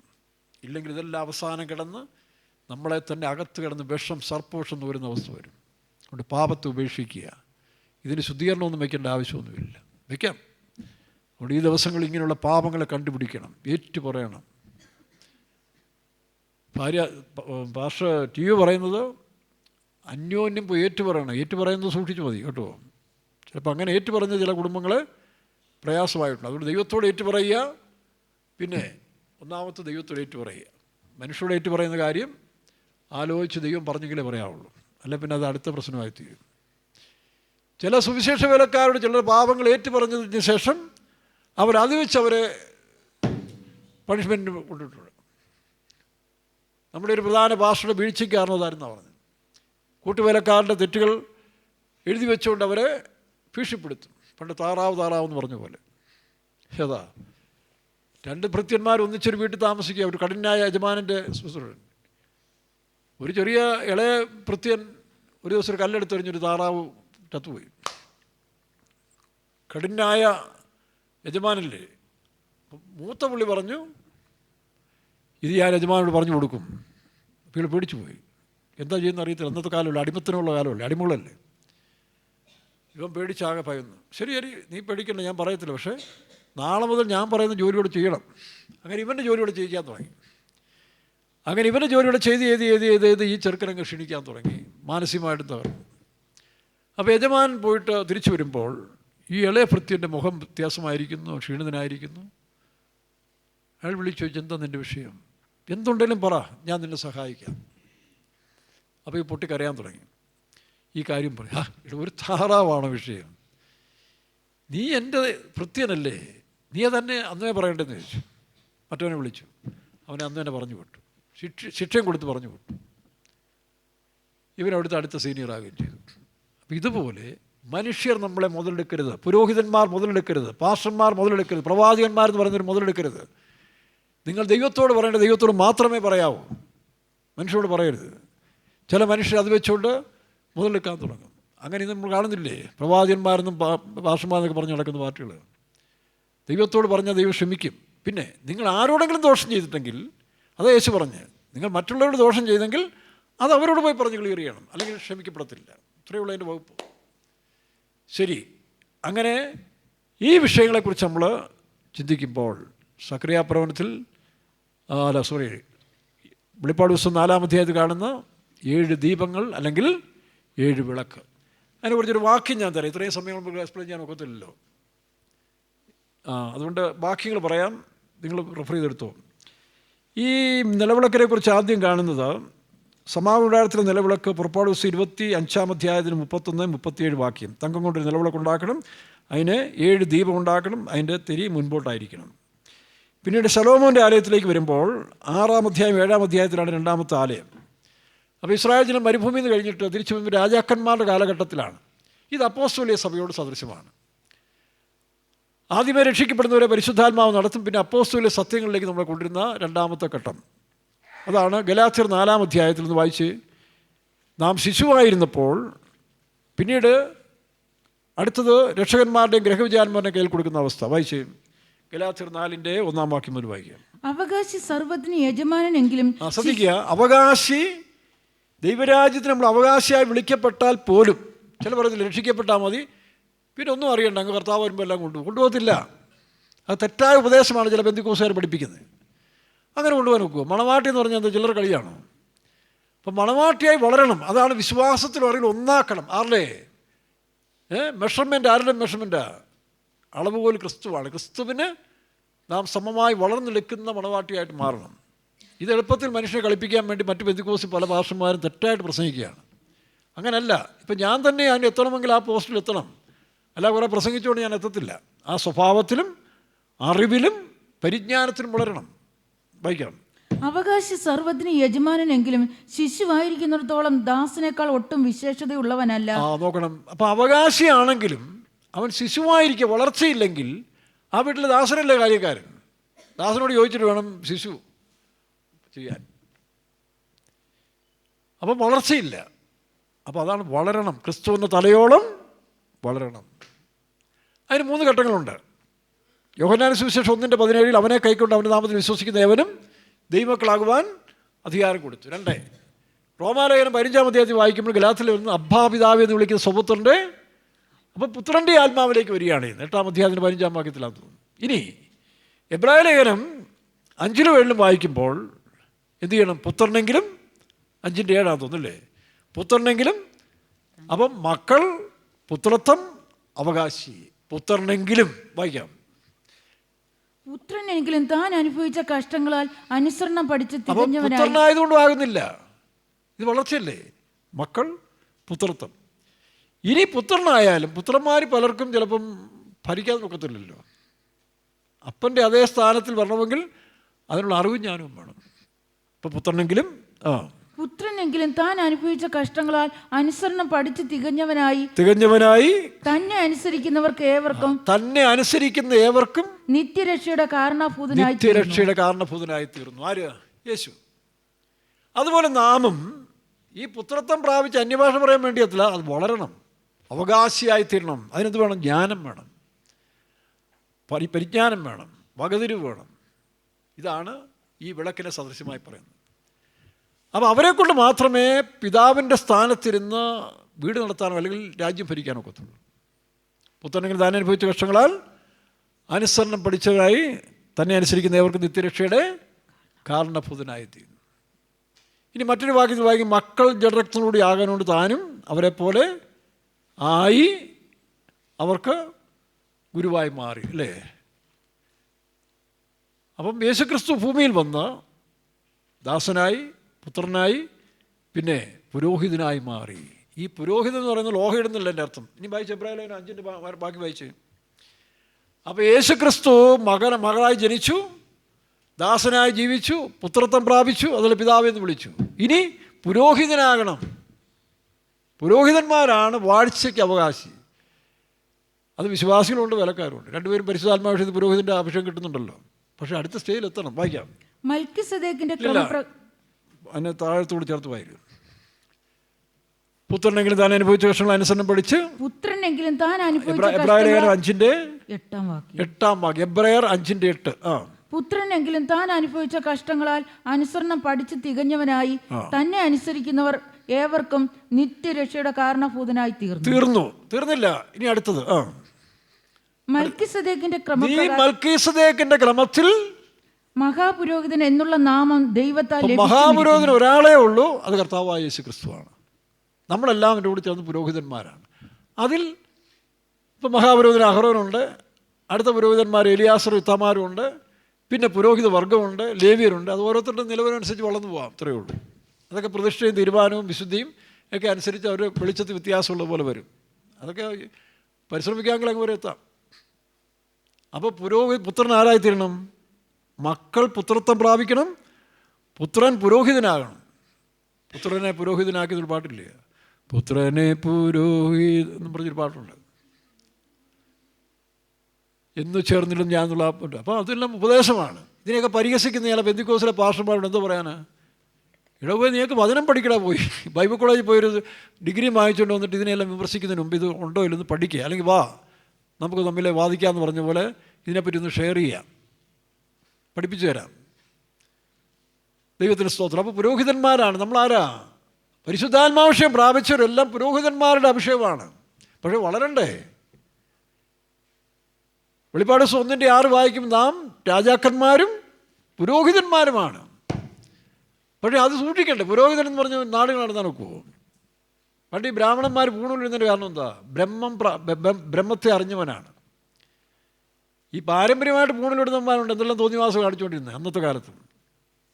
ഒറിജിനൽ ബ്രാഹ്മണന്മാർ ദൈവത്തിൻ്റെ പ്രതിനിധികളാണ്. ഇപ്പോൾ സുരേഷ് ഗോപി കഴിഞ്ഞ സമയത്ത് പറഞ്ഞു വരുമ്പോൾ എനിക്ക് ബ്രാഹ്മണനായിട്ട് ജനിക്കണം. അത് ഈ പറഞ്ഞ പോലെ വില കുറഞ്ഞ ബ്രാഹ്മണന്മാരല്ല. യഥാർത്ഥ ബ്രാഹ്മണൻ എന്ന് പറഞ്ഞാൽ ബ്രഹ്മത്തെ അറിഞ്ഞവൻ. അവൻ തെറ്റിലേക്ക് പോകത്തില്ല, അവന് അനാവശ്യങ്ങൾക്കൊന്നും പോകത്തില്ല, അവൻ വേർപെട്ട് ജീവിക്കും. അങ്ങനെ വേർപാടിനെ കാണിക്കാൻ വേണ്ടിയേ പൂണിലിട്ടത്. ഞങ്ങൾ ഒരു വേർപെട്ട ജീവിതം ചെയ്യുന്നു എന്ന് കാണിക്കാൻ വേണ്ടിയിട്ട്. പക്ഷേ പിന്നെ ആ കുടുംബത്തിൽ ജനിച്ചവനെല്ലാം പൂണിലിടാൻ തുടങ്ങി. പൂണിലിട്ടവൻ ബ്രാഹ്മണനാവോ? ഇല്ല, ബ്രഹ്മത്തെ അറിഞ്ഞവനാണ്. പക്ഷേ ആ ഭാഗ്യം ഇപ്പോൾ ആർക്ക് കിട്ടി? നമുക്ക് കിട്ടി. എങ്ങനെ കിട്ടി? സത്യദൈവത്തെ അറിയാനുള്ള ഭാഗ്യം. ഇത് കളയരുത്. നിങ്ങൾ ഏത് ജാതിപ്പെട്ടവനായിക്കോട്ടെ. പക്ഷേ ഈ സത്യത്തിൽ വന്നതിന് ശേഷം വീണ്ടും എന്ത് ചെയ്യരുത്? പഴയ ഗുണം കാണിക്കാൻ പോരുത്. വളർന്നോണം. വളർന്ന് ഈ പുരോഹിത കുടുംബത്തിലെ പൂർണ്ണത പ്രാപിച്ചു പോകണം. അതുകൊണ്ടാണ് നീ മൽക്കീസദേക്കിൻ്റെ ക്രമത്തിൽ, അത് ദൈവം അനുവദിച്ചാൽ വേറെ ദിവസം നമുക്ക് എടുക്കാം. മൽക്കീസദേക്ക് ആരാണ്? മൽക്കീസദേക്കിൻ്റെ ക്രമത്തിലുള്ള പുരോഹിതൻ ആരാണ്? ദൈവം അനുവദിച്ചാൽ അടുത്ത ദിവസം നമുക്ക് എടുക്കാം, സമയമുണ്ടെങ്കിൽ. അപ്പോൾ ഇതാണ് ഇതിൻ്റെ വ്യവസ്ഥ. അല്ല ചുമ്മാ രക്ഷിക്കപ്പെട്ടവരെല്ലാം താറാവടിച്ച് രാവിലെ മുഴുവൻ കണ്ടെത്തി കൊണ്ടുപോയിട്ട് കൂട്ടിനകത്ത് താറാവിനെ അടിച്ചിടുന്നത് ദൈവരാജ്യത്തിൽ കൊണ്ടുപോകുന്നതല്ല. കർത്താവിൻ്റെ വിരയിൽ രക്ഷിക്കപ്പെട്ടവരെല്ലാം തെറ്റാണ്. അത് മനുഷ്യൻ വഞ്ചിക്കുക ചെയ്യുന്നത്.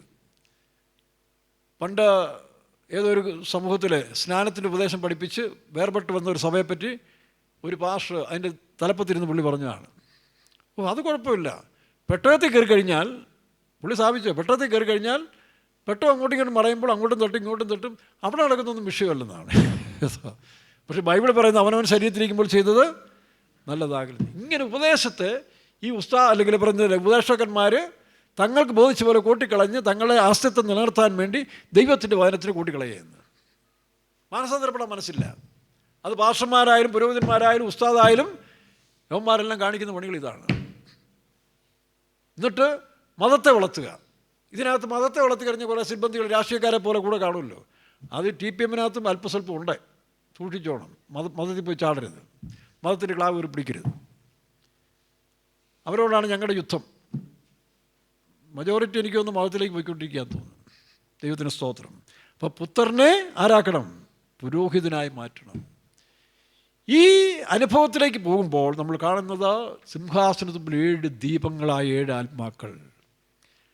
അത് പുതിയ നിയമസഭയിലേക്ക് വരുമ്പോൾ നമ്മൾ കാണുന്നുണ്ട്. നമ്മൾ സമാഗമനത്തിൽ കണ്ടു, ഇവിടെ കണ്ടു. പക്ഷെ ഒരു കാര്യം, ഈ സമാഗമനത്തിലെ വിളക്കും ശലോമോൻ്റെ ആലയത്തിലെ വിളക്കിലും ഈ പറഞ്ഞ പുരോഹിതന്മാരാണ് എണ്ണ ഒഴിച്ച് കത്തിക്കുന്നത്. അപ്പോൾ അങ്ങനെ ഒരു പീരീഡ് ഉണ്ട്.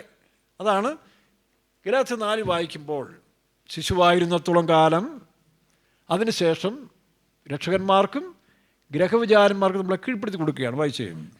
അവകാശി സർവ്വത്തിന് യജമാനെങ്കിലും ശിശുവായിരിക്കുന്നിടത്തോളം ദാസനേക്കാൾ ഒട്ടും വിശേഷതയുള്ളവനല്ല. അത് ആദ്യഘട്ടം.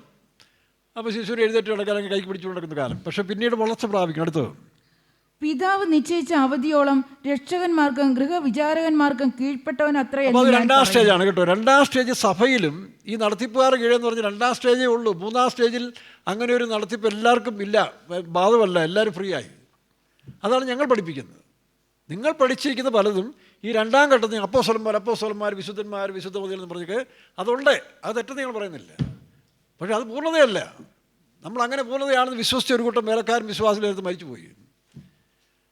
അത് 12 കാലയുടെ പുറത്ത് അപ്പോസ്തല ഉപദേശങ്ങളുടെ സഭ, അപ്പോസ്തോലിക സഭ എന്ന് പറയുന്നതാണ്. ഇനി അപ്പോസ്തോലിക സഭയല്ല, മണവാട്ടിയിലേക്ക് 3ാമത് വരുന്നത്. അതല്ലേ ക്രിസ്തുവിൻ്റെ അവസാനത്തെ. അപ്പോൾ ആ മണവാട്ടി സ്റ്റേജിലേക്ക് വരുന്നതിന് മുമ്പ് ഈ ഉപദേശങ്ങളിൽ പഠിച്ചു വളരെ. ഇതാണ് കിരീടം. സൂര്യൻ അണിഞ്ഞ സ്ത്രീയുടെ തലയിലെ 12 കിരീടം എന്ന് പറഞ്ഞാൽ അപ്പോസ്തല ഉപദേശങ്ങളിൽ പൂർണ്ണരായവർ.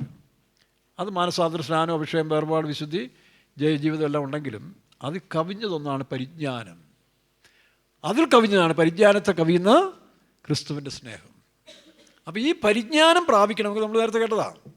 അതാണ് വിശ്വാസവും അറിവും ഒന്നാകണം. മുഴുവൻ ലോകത്തിലുള്ള ഏതൊരു സഭയപ്പെട്ടിട്ട് ഈ വിശ്വാസത്തിലും അറിവിലും ഒന്നായി വരുന്ന വിശ്വാസികൾ എവിടെ ഉണ്ടോ അവരെല്ലാം കർത്താവിൻ്റെ ഒരു പോകും. അല്ല CPM-കാരെന്ന് പറഞ്ഞൊരു വേർപാടിനകത്തില്ല. CPM-കാർ കുറെ കൂടെ ആരുമേറി പഠിപ്പിച്ചിട്ടുണ്ട്. പക്ഷേ നീ പ്രാപിക്കാൻ എന്ത് ചെയ്യും? നാട്ടുകാർ പറയുന്നത് നല്ല കുടുംബത്തിലും ആരും ജനിക്കുന്ന പറഞ്ഞു. നല്ല കുടുംബത്തിലും ജനിക്കും. അതുകൊണ്ട് കാര്യമുണ്ടോ? ജനിച്ചുകൊണ്ട് കാര്യമില്ല. അതനുസരിച്ച് വളരണം. അതിന് അവകാശിയാകണം. അതിനാണ് ഈ ഉപദേശത്തിൻ്റെ ശ്രേഷ്ഠ എന്ന് പറയുന്നത്. അപ്പോൾ അവകാശി സകലത്തിനും യജമാനായിരിക്കുമ്പോൾ തന്നെ അവനെ വളർത്തിയെടുക്കാൻ രക്ഷകന്മാരുടെയും ഗ്രഹവിചാരന്മാരും ലോകത്തിലേക്ക് നല്ല നല്ല സ്കൂളിൽ, നിങ്ങളെന്തിനാ ഈ കാശില്ലെങ്കിലും പിള്ളേരെ ഗവൺമെൻറ് സ്കൂളിൽ വിടണമെന്നൊക്കെ പറയുന്നത്?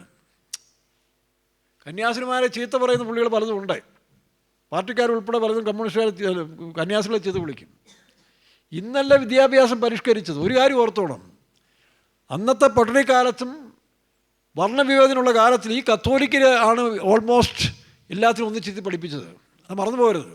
ഇന്ന് വലിയ പ്രസംഗം നടത്തുന്ന സാമുദായ നേതാക്കന്മാരും വെള്ളാപ്പള്ളി ഉൾപ്പെടെയുള്ള സകല പുള്ളികൾ ഓർത്തോണം, നിങ്ങളെയൊക്കെ അക്ഷരം പഠിപ്പിച്ചതും തുണിയെടുക്കാൻ പഠിപ്പിച്ചതും കോവണം എടുക്കാൻ പഠിപ്പിച്ചതല്ല, അവിടുന്ന് പാൻറ് ഇടിപ്പിക്കുന്നതും ഈ കത്തോലിക്ക മിഷണറിമാരും മറ്റ് മിഷണറിമാർ അല്ലെങ്കിൽ മറ്റു മിഷണറിമാരുമാണ്. അവിടെ പോയി ഇറങ്ങി നിന്നുകൊണ്ട് ഉപ്പുമാവും നെയ്യുമൊക്കെ വാങ്ങിച്ച് കഴിച്ച കാലഘട്ടം മറക്കരുത്. അന്ന് ഒരു കാശിന് വേണ്ടിയല്ല ചെയ്തത്. ഞാൻ കണ്ടിട്ടുണ്ടല്ലോ, നാട്ടുകാർ മുഴുവൻ ചെന്ന് കത്തോലിക്ക പള്ളിയിൽ ചെന്ന് എന്തു ചെയ്യും? ഉപ്പുമാവിനുള്ള മാവ്, അമേരിക്കൻ മാവ് വാങ്ങിച്ചുകൊണ്ട് വരും, എണ്ണ വാങ്ങിച്ചുകൊണ്ട് വരും, തുണി വാങ്ങിച്ചുകൊണ്ട് വരും. അങ്ങനെ തുണി കൊടുക്കാൻ പഠിപ്പിച്ചതും നേരെ നടത്തിയവനൊക്കെ മിഷണറിമാരാണ്. അത് CMS മിഷണറിമാർ, ആംഗ്ലിക്കൻ മിഷണറിമാർ, കത്തോലിക്ക മിഷണറിമാരാണ്. ഇന്നിപ്പോൾ പത്രാസ് കൂടിക്കഴിഞ്ഞപ്പോൾ അത് പാർട്ടി ഏറ്റെടുക്കുന്നു. പിന്നെ അവന്മാർക്കിത് പറയാൻ പുച്ഛം. ക്രിസ്ത്യൻ മിഷണറിമാരുടെ കാര്യം പറയാൻ ഇവർക്ക് പുച്ഛം. ഇടവും നിന്നെയൊക്കെ തുണി കൊടുക്കാൻ പഠിപ്പിച്ചതും അക്ഷരം പഠിപ്പിച്ച് ഒന്നിച്ചിരുത്തി സാപ്പാടിപ്പിച്ചതും സ്കൂളിനൊക്കെ വെളിയിൽ കളഞ്ഞവരെയൊക്കെ പിടിച്ചെടുത്തത് ഈ മിഷണറിമാരാണെന്ന് മറന്നു പോകരുത്. അത് വെള്ളാപ്പള്ളി ഉൾപ്പെടെ. എന്ത് സംഭവിച്ചാലും ശരി, ഇന്ന് കാശ് പെരുകി, വീട് പെരുകി, കുറേ സ്ഥാനത്തെത്തി കഴിഞ്ഞപ്പോൾ അടിസ്ഥാനം മൂട് മറക്കരുത്. മനസ്സിലാവുന്നു? ഇതുകൂടെ ഓർപ്പിക്കേണ്ട ആവശ്യമാണ്. ക്രിസ്ത്യൻ മിഷണറിമാരുടെ വരവോടുകൂടിയാണ് ഈ വർണ്ണവേദന അവസാനിക്കാൻ തുടങ്ങിയത്. കണ്ണൂർ ഭാഗത്തേക്ക് വരുമ്പോൾ ലൂതറൻ ബാസൽ മിഷൻകാർ ബാസൽ മിഷൻകാർ നടത്തിയ പരിഷ്കരണത്തിൻ്റെ ഒരു വലിയ വളർച്ചയാണ് കണ്ണൂർ ഭാഗത്തേക്കുള്ളത്, മലബാറിലുള്ളത്. ഞാനിവിടെ വർക്ക് ചെയ്തില്ല. അവിടെ സുക്കോൾ സായിപ്പ് എന്ന് പറഞ്ഞ ഹിറ്റ്ലറിൻ്റെ കാലത്ത് യുദ്ധത്തിലേർപ്പെട്ടിട്ട് മാനസാന്തരപ്പെട്ട് സേവനത്തിനിറങ്ങിയ അനേക പട്ടാളക്കാർ, അതിലൊന്നാണ് ജർമ്മൻ മിഷണറിമാർ, ലൂതറൻ, LMSകാരെ, കത്തോലിക്കരെ, പ്രൊട്ടസ്റ്റന്റുകാരെല്ലാം വന്നു. ഏതാണ്ട് 3000 വീട് തന്നെ ഈ സുക്കോൾ അച്ഛൻ പണിത് കൊടുത്തിട്ടുണ്ട്. ഞാൻ പോയി കിടന്നുണ്ട്. നമ്മുടെ ഒരു വിശ്വാസം കിട്ടി. ആ അച്ഛൻ കിടക്കുന്ന ഒരു ബെഞ്ചേലാണ്. ഈ സായിപ്പ് കിടക്കുന്നത് 98 വയസ്സ് മരിച്ചു. 3000 വീടുകളാണ് പുള്ളി ജാതി മതഭേദം വെച്ച് കൊടുത്ത്. ഈ സവർണ മേധാവിത്വമുള്ള കാലത്ത് ഒന്നിച്ചിരുത്തി ഭക്ഷണം കൊടുത്തു ഇവരാണ്. തിരുവനന്തപുരം സൈഡിൽ വരുമ്പോൾ CMSകാർ, കോട്ടയം ആ CMS കോളേജിൽ ജാതി വ്യത്യാസമില്ലാതെ കോളേജിൽ കയറ്റി പഠിപ്പിച്ചത് ഈ മിഷണറിമാരാണ്. ഇവരൊക്കെ രാഷ്ട്രീയം പഠിക്കുന്നതിന് മുമ്പ് തന്നെയും ഇവരാണ് ഇവിടെ അക്ഷരം പഠിപ്പിച്ചത്. മറ്റേ അടിച്ച് പുറത്താക്കുകയായിരുന്നു.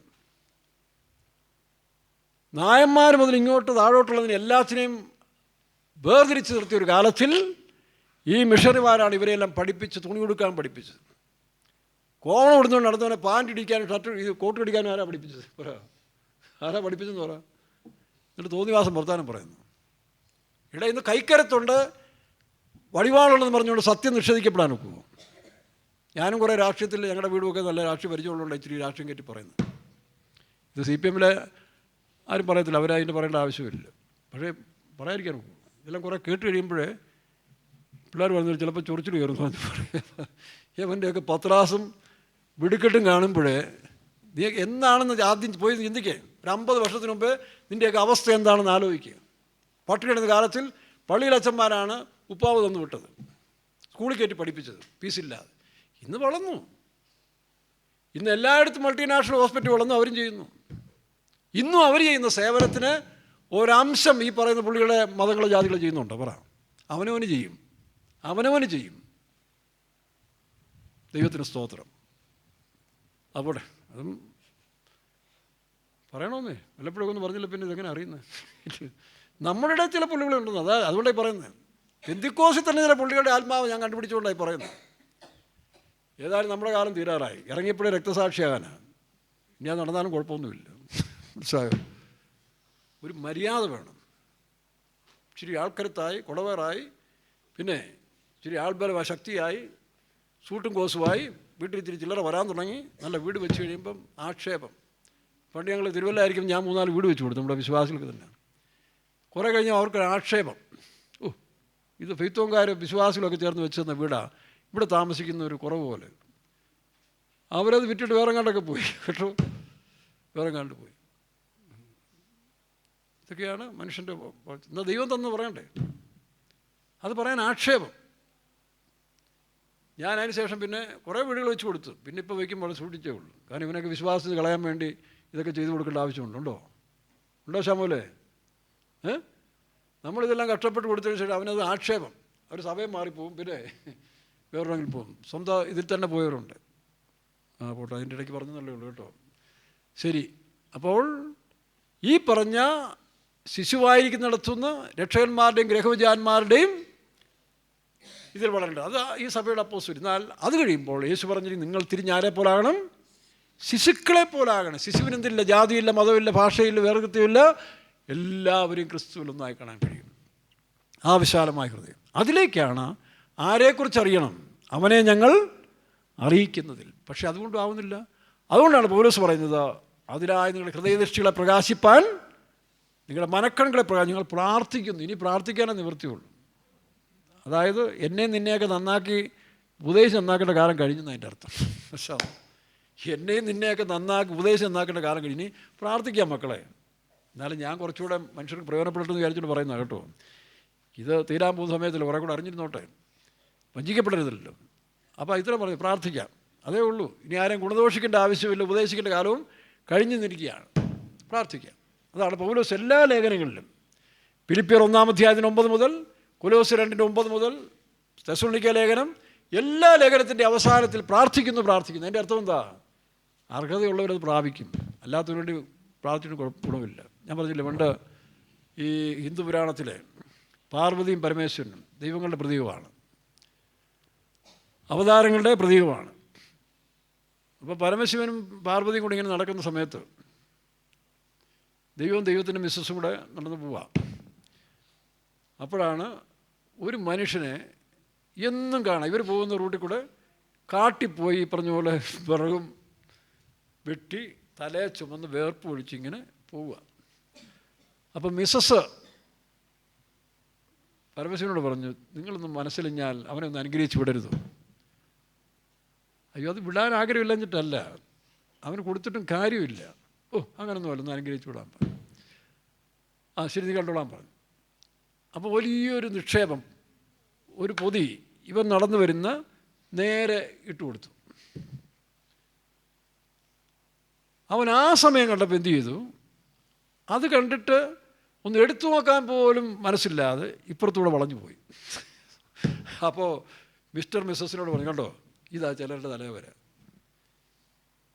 ഇവർക്ക് ജീവിതത്തിൽ നന്നാകണമെന്ന് യാതൊരു ആഗ്രഹമില്ല. ഇനി മടിയന്മാർ, പണ്ട് രാജാവിൻ്റെ കഥ കേട്ടു. നല്ല രാജാവ് മടിയന്മാരായ ജനങ്ങളെ പാഠം പഠിപ്പിക്കാൻ വേണ്ടി ഒരു റോഡിൻ്റെ നടുക്കൊരു കല്ല് വെച്ചു, വലിയൊരു കല്ല് വെച്ചു. ആ കല്ലുരുട്ടിക്കളയുന്ന ആരാന്ന് നോക്കാനാണ്. രാജാവ് ഒരാഴ്ച നോക്കി, ഒരുത്തനും. എല്ലാവരും കല്ല് കണ്ടിട്ട് രാജാവിനെ കുറ്റം പറയും. ഇതെന്തോ ഭരണമാണ്. ഇന്ന് മുഖ്യമന്ത്രിമാരെയും പ്രൈം മിനിസ്റ്ററെ കുറ്റം പറയുന്നുള്ളൂ. ഇതെന്തോ ഭരണമാണ്, എന്നാൽ നീ കയറി ഭരിക്കുക, അപ്പോൾ അറിയാം. എന്നാൽ കല്ലുരുട്ടി മാറ്റാമെന്ന് ചിന്തിക്കുകയല്ലേ? അതില്ല, ഒരുത്തനുമില്ല. എല്ലാം കുറ്റം പറഞ്ഞു കിടക്കുന്നല്ലാതെ ഇങ്ങനെ കഷ്ടപ്പെടാൻ മനസ്സില്ല. ഇപ്പോൾ രാജാവ് എല്ലാവരും വിളിച്ചു കൂട്ടി. ദിവസം കഴിഞ്ഞപ്പോൾ എല്ലാവരും വിളിച്ചു കൂട്ടി അനൗൺസ് ചെയ്ത് കൊണ്ടുവന്നു. തൻ്റെ മന്ത്രിയോട് പറഞ്ഞു ആ കല്ലുരുട്ടി മാറ്റാൻ പറഞ്ഞു. കല്ലുരുട്ടി മാറ്റിയപ്പോൾ അതിനകത്തൊരു പൊതി ഇരിക്കുന്നു. രാജാവ് എല്ലാവരും കാണിച്ചു. എന്തോ സ്വർണ്ണ നാണയങ്ങൾ വെച്ചിരിക്കുകയാണ്. ആരെങ്കിലും അത് ഉരുട്ടിക്കളയുന്നതിനെടുക്കാം എഴുതി വെച്ചിട്ടുണ്ട്. അപ്പോൾ ഈ സംസ്കാരം ഇന്ന് കേരളത്തിലുണ്ട്. ഈ വലിയ സാംസ്കാരിക കേരളം എന്ന് പറയുന്ന ഈ സ്ഥലത്ത് ഇതാണ്. വേല ചെയ്താൽ ജീവിക്കണം, മറ്റുള്ളവരെ മെനക്കെടുത്തി മറ്റുള്ളവർ കാപ്പ് വെച്ച് ജീവിക്കുന്ന ഒരു വലിയ സംസ്കാരം നമ്മുടെ കേരളത്തിലുണ്ട്. ഇതൊക്കെ മാറും കേട്ടോ, ഇതെല്ലാം മാറും. ആ മാറുന്ന ഉപദേശം നമ്മളീ പറയുന്നത്. അതെപ്പോഴാണ്? ഒറ്റക്കണ്ണൻ ആദ്യം പറഞ്ഞു. ആദ്യം ആര് വരും? ആദ്യം ഒറ്റക്കണ്ണൻ വരും. അവൻ ഒറ്റക്കണ്ണന് 7 തലയുണ്ടെന്നാണ് പറഞ്ഞിരിക്കുന്നത്. വെളിപ്പാട് ദിവസം 13-ാം അധ്യായത്തിൽ ഈ വരാൻ പോകുന്ന എതിർ ക്രിസ്തുവിന് 7 തലയും 10. 7 തല എന്ന് പറഞ്ഞാൽ എൻ്റെ അർത്ഥം എന്താ? അമ്പമ്പള രാവണ എന്ന് പറയത്തില്ലേ? രാവണൻ്റെ തല പോലെ 7 മടങ്ങ് ബുദ്ധി അവനുള്ളത്. ആ ബുദ്ധി ബുദ്ധി കൊണ്ടാണ് അവൻ യഹൂദനെയും അറബിയെയും ഇസ്ലാമിനെയും എല്ലാം ഒറ്റ ചരടി കൊണ്ടുവരും. അതാണ് അവൻ്റെ ബുദ്ധി. സാമ്പത്തിക പ്രശ്നങ്ങൾക്ക് ഞാൻ പരിഹാരം നൽകാം, അതാണ് 7 തല. വായിച്ചേ. അപ്പോൾ ഞാൻ 10 കൊമ്പും 7 തലയും, കൊമ്പുകളിൽ 10 രാജമുടിയും, തലയിൽ ദൂഷണനാമങ്ങളും ഉള്ള ഒരു മൃഗം സമുദ്രത്തിൽ നിന്ന് കയറുന്നത് ഞാൻ കണ്ടു. കയറി വരുന്നത് ഞാൻ കണ്ടു. അപ്പോൾ അവന് 7 തലയാണ്. അതായത് ലോകത്തിലെ ജ്ഞാനം മുഴുവൻ ഒരു മനുഷ്യനിലേക്ക് കൊണ്ടുവരും. എന്നാൽ അത് കഴിഞ്ഞ് വരുന്ന രാജാവാണ് 7 കണ്ണുള്ളവൻ. വായിച്ചേ 5:6, വെളിപ്പാട് 5:6. അറക്കപ്പെട്ട കുഞ്ഞാടിന് 7 കണ്ണും 7 കൊമ്പും. അതിന് ഞാൻ സിംഹാസനത്തിൻ്റെയും 4 ജീവികളുടെയും നടുവിലും മൂപ്പന്മാരുടെ മധ്യത്തിലും ഒരു കുഞ്ഞാട് അറുക്കപ്പെട്ടതുപോലെ നിൽക്കുന്നത് കണ്ടു. അതിന് 7 കൊമ്പും സർവ്വഭൂമിയിലേക്ക് അയച്ചിരിക്കുന്ന 7 ദൈവാത്മാക്കളായ 7 കണ്ണും കണ്ടു. അതാരാ? യേശു ക്രിസ്തു. അപ്പം ഇതിൽ അലങ്കാര ഭാഷ എന്ന് പറഞ്ഞാൽ അവരുടെ ആ അനുഭവത്തിൻ്റെ വ്യാഖ്യാനമല്ല 7 കണ്ണുണ്ടെന്നുള്ള അർത്ഥം. രാവണന് 10 തലയെന്ന് അങ്ങനെ 10 തലയുണ്ടെന്നല്ല അർത്ഥം. 10 തലയുടെ ബുദ്ധി അവനുണ്ടെന്നാണ് പറഞ്ഞത്. അപ്പോൾ ഈ പറഞ്ഞ പോലെ 7 തലയും 10 കൊമ്പും, അതാണ് ഇനി വരാൻ പോകുന്ന എതിർ ക്രിസ്തുവിൻ്റെ രാജ്യം. അതിനെയാണ് ഇവർ വിശേഷിപ്പിക്കുന്നത് ഒറ്റക്കണ്ണെന്ന് പറയുന്നത്. അവൻ്റെ നെറ്റിയിൽ വലിയ കണ്ണുണ്ടാകും. ഒരു കണ്ണല്ല, അവൻ ഭയങ്കര ജ്ഞാനിയാണ്. ആ ജ്ഞാനം കൊണ്ട് മനുഷ്യനെ വശീകരിച്ച് ലോകം മുഴുവൻ അവൻ്റെ നിന്നിട്ട് വരും. എന്തിനാ? അത് ദൈവം കൊണ്ട് അനുവദിക്കുന്നതാണ്. നമ്മൾ സാധാരണ പറയുന്ന പോലെ അവനെ കൊണ്ട് ഈ പറഞ്ഞ മതങ്ങളെല്ലാം ഇല്ലാതാക്കും. ഇന്നത്തെ രാഷ്ട്രീയ വ്യവസ്ഥകളെല്ലാം ഇല്ലാതാക്കി ഏകത്വത്തിലേക്ക് കൊണ്ടുവരും. ഓട്ടോക്രാസിലേക്ക്, ജനാധിപത്യം മാറി ഓട്ടോക്രാസിലേക്ക് വരും. തന്നെ ആരാധിച്ചോണം. അവൻ്റെ ആരാധന അവസാനം നമ്മൾ കേട്ടിട്ടുള്ളൂ. എതിർ ക്രിസ്തുവിൻ്റെ അവസാനത്തിൽ ക്രിസ്തു ലോകത്തിലേക്ക് വരും. ആ ക്രിസ്തുവിന് 7 കണ്ണ്. മീൻസ് അവൻ സർവജ്ഞാനിയാണ്. ദൈവിക ജ്ഞാനമാണ് കണ്ണിനെയും, ലോകജ്ഞാനം തലയെ കാണിക്കുകയാണ്. ചില പിള്ളേർ അധിക പ്രസംഗം പറയത്തില്ലേ, ആരോ എൻ്റെ വലിയ പറയണം അവൻ്റെ തല കണ്ടോയെന്ന് പറയും. അവൻ കൊച്ചു പയ്യനാണേലും അവന് ബാബുച്ചാനേക്കാൾ ചിലപ്പം ഡയലോഗ് അടിക്കും. അവൻ്റെ അപ്പൻ പിൻഡോയേക്കാൾ അതും കഴിഞ്ഞ് ബാബുച്ചാനേക്കാൾ ഓർത്ത് വയ്ക്കുമ്പോൾ വലിയമ്മ പറഞ്ഞു, അവൻ്റെ തല കണ്ടില്ലെന്ന്. ഇല്ലടാ. അപ്പോൾ അതാണ് ആ തലയെന്ന് പറഞ്ഞാൽ കൊച്ചു പയ്യനാണെങ്കിലും വലിയ ബുദ്ധി. അപ്പോൾ അതാണ് യേശുക്രിസ്തുവിൻ്റെ തല. മനസ്സിലായോ? ഇപ്പോൾ എന്ത് ചെയ്യുന്നു? അവൻ വന്ന് യേശുക്രിസ്തു വരുമ്പോൾ 7 കണ്ണ്. ആ 7 കണ്ണാണ് 7 ദീപങ്ങൾ. ആ 7 ദീപങ്ങളാണ് 7 സ്പിരിറ്റ് ആത്മാക്കളായ 7 ദീപങ്ങൾ. മനസ്സിലാകുന്നു? അതിനെപ്പറ്റി പല സ്ഥലങ്ങളുണ്ട്. സക്കറിയ പ്രവചനത്തിൽ വായിച്ച് 4-ാം അധ്യായം നമുക്കൊന്നുകൂടെ നോക്കാം. ഈ വിഷയങ്ങളെല്ലാം തന്നെ യൂട്യൂബിൽ സുരുബാബൻ്റെ ആലയം എന്നും പറഞ്ഞ് ഫോൾഡർ കിടപ്പുണ്ട്. വിശാലമായിട്ട് പഠിക്കാം.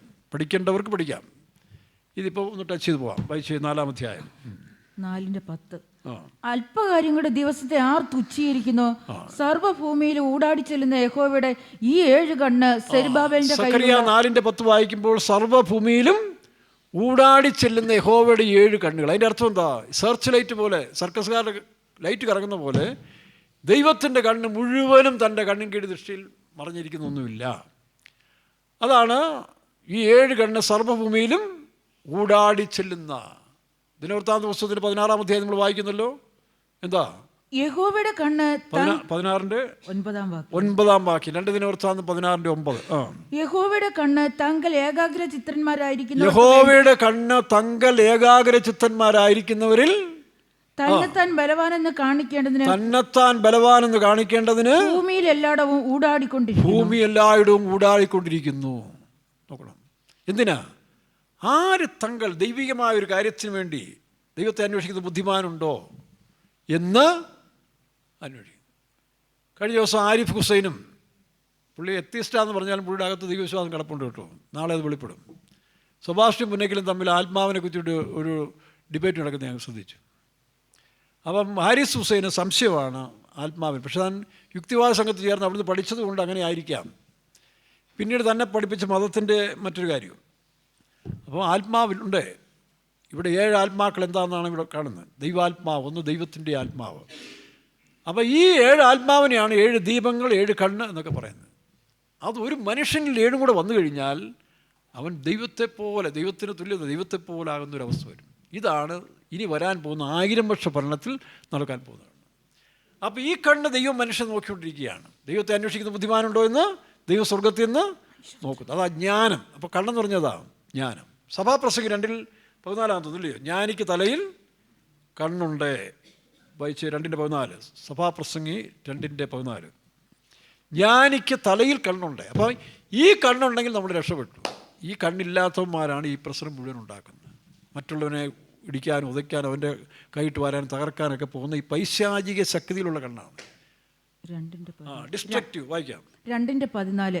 ജ്ഞാനിക്ക് തലയിൽ കണ്ണുണ്ട്. അപ്പോൾ ജ്ഞാനിക്ക് തലയിൽ കണ്ണുണ്ട്. ഈ ജ്ഞാനം 2 വിധമുണ്ട്. കൊരിന്ത്യർ പൗലോസ് പറയുന്നു, ഒന്ന് ഉയരത്തിലെ ജ്ഞാനം, പിന്നൊന്ന് ലോകത്തിലെ ജ്ഞാനം, ഭൗമിക ജ്ഞാനം. ഭൗമിക ജ്ഞാനം പ്രാകൃതവും പൈശാചികവും. ഉയരത്തിലെ ജ്ഞാനം സമാധാനവും ദീർഘക്ഷമയും സന്തോഷവും മനുഷ്യനെ ഐക്യപ്പെടുത്തുന്നതാണ്. അതാണ് ക്രിസ്തുവിൻ്റെ. അപ്പോൾ ക്രിസ്തു ലോകത്തിൽ വന്ന് മനുഷ്യനെ ഐക്യത ഉണ്ടാക്കി, സ്നേഹത്തിൻ്റെ വിത്ത് പതറി. പക്ഷേ അതിനെതിരായി പിശാച് എന്ത് ചെയ്യുന്നു? മറ്റു ചിലരെയൊക്കെ എഴുന്നേൽപ്പിച്ചിട്ട് ക്രിസ്തുവിൻ്റെ സത്യങ്ങൾക്ക് വിരോധമായിട്ട് ഈ പറഞ്ഞ ആൻറ്റി സ്പിരിറ്റുകൾ ഉണ്ടാക്കുകയാണ്. ഇത് നമ്മളുടെ കൊളീഷൻ നടക്കാൻ പോവുകയാണ്. അതിനാണ് ഇപ്പോൾ ലോകം ഒരുങ്ങിക്കൊണ്ടിരിക്കുന്നത്. ക്രിസ്തുവും എതിർ ക്രിസ്തു, നമ്മൾ കഴിഞ്ഞ ആഴ്ചയൊക്കെ സംസാരിച്ചല്ലേ, ആ യുദ്ധം വരാൻ പോകുന്ന. അതിനുശേഷം വീണ്ടും ഈ ലോകം ഈ 7 സ്പിരിറ്റിൻ്റെ വാഴ്ച ഉണ്ടാകും.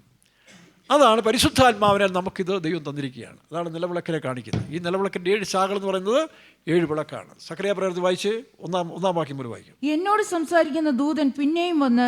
സക്കറിയ 4-ാം അധ്യായം എന്ന് പറഞ്ഞാൽ പുതിയ നിയമസഭ, അല്ലെങ്കിൽ പുതിയ നിയമസഭ TPK എന്നുള്ളതല്ല, ഈ ജ്ഞാനം പ്രാപിച്ച മനുഷ്യരായിരിക്കും ഇനി വരാൻ പോകുന്ന 1000 വർഷ ഭരണത്തിൽ. വേണമെങ്കിൽ ചാൻസ് നോക്കിക്കോണം കേട്ടോ. വേണമെങ്കിൽ ചാൻസ് എടുത്തോണം. ഇപ്പോഴും ആ പഴയ ചൊറിച്ചിലൊക്കെ കളഞ്ഞിട്ട് ജാതിയും മതവും ഭാഷയെല്ലാം വലിച്ചു ദൂരെ കളഞ്ഞിട്ട് ക്രിസ്തുവിൽ വളരാൻ നോക്കിക്കോണം.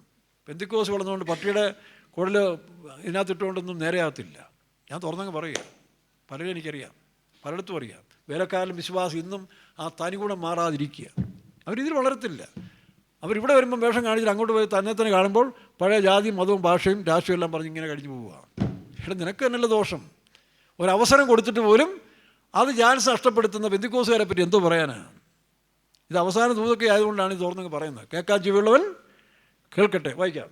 എന്നോട് സംസാരിക്കുന്ന ദൂതൻ പിന്നെയും വന്ന് ഉറക്കത്തിൽ നിന്ന് ഉണർത്തുന്നത് പോലെ എന്നെ ഉണർത്തി, നീ എന്ത് കാണുന്നു എന്ന് എന്നോട് ചോദിച്ചതിന് ഞാൻ മുഴുവനും പൊന്നുകൊണ്ടുള്ള വിളക്ക് തണ്ട്.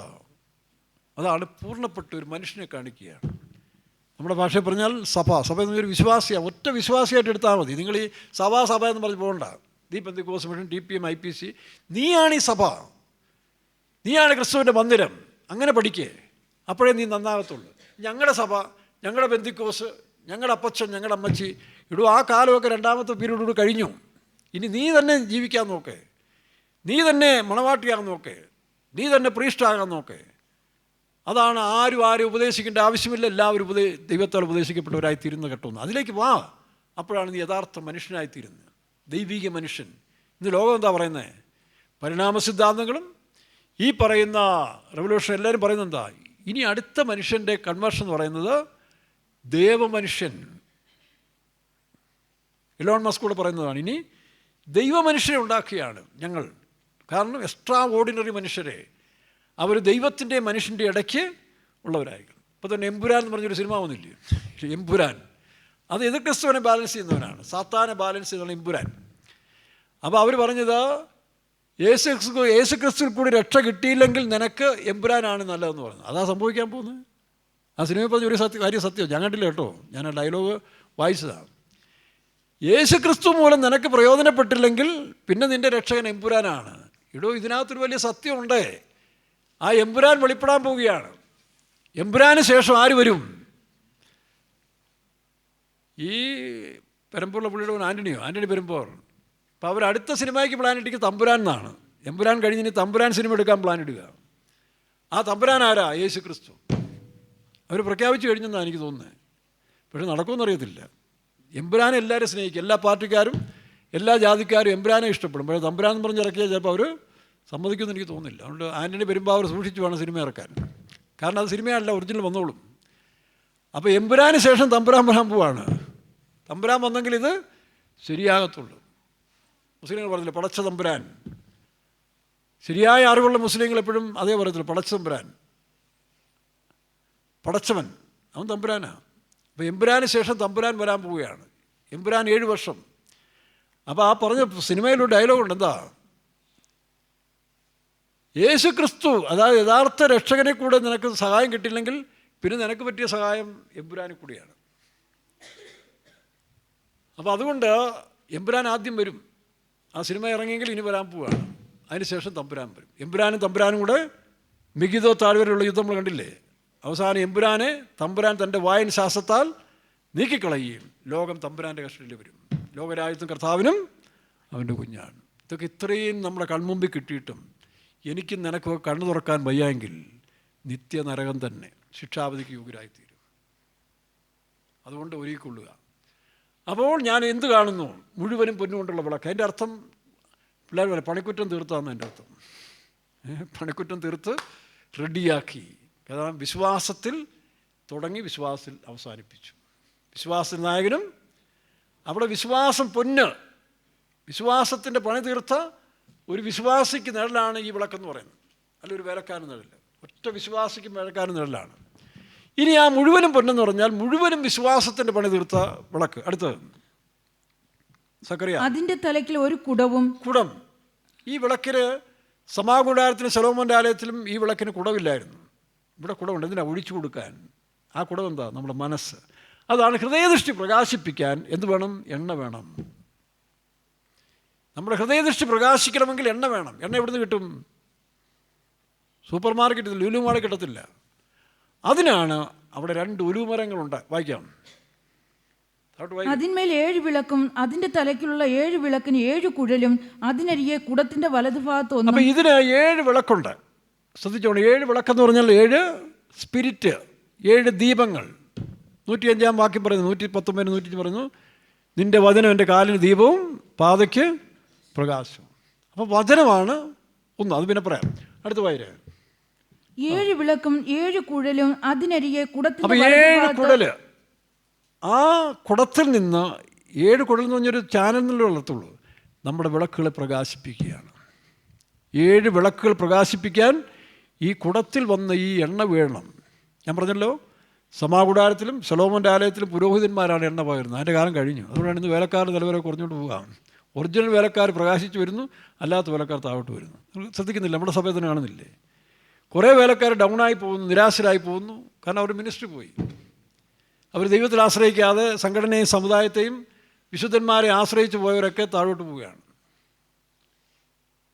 എന്നാൽ ആശ്രയം യേശുവിൽ വെച്ചുകൊണ്ട് യേശുവിൽ വളർന്നവർ അവർ മുന്നോട്ട് പ്രകാശിച്ചുകൊണ്ട് പോകുക. ഉള്ളവൻ ഉള്ളവനെ പോലെ വരുന്നു, ഇല്ലാത്തവനെ താഴോട്ട് പോകുന്നു.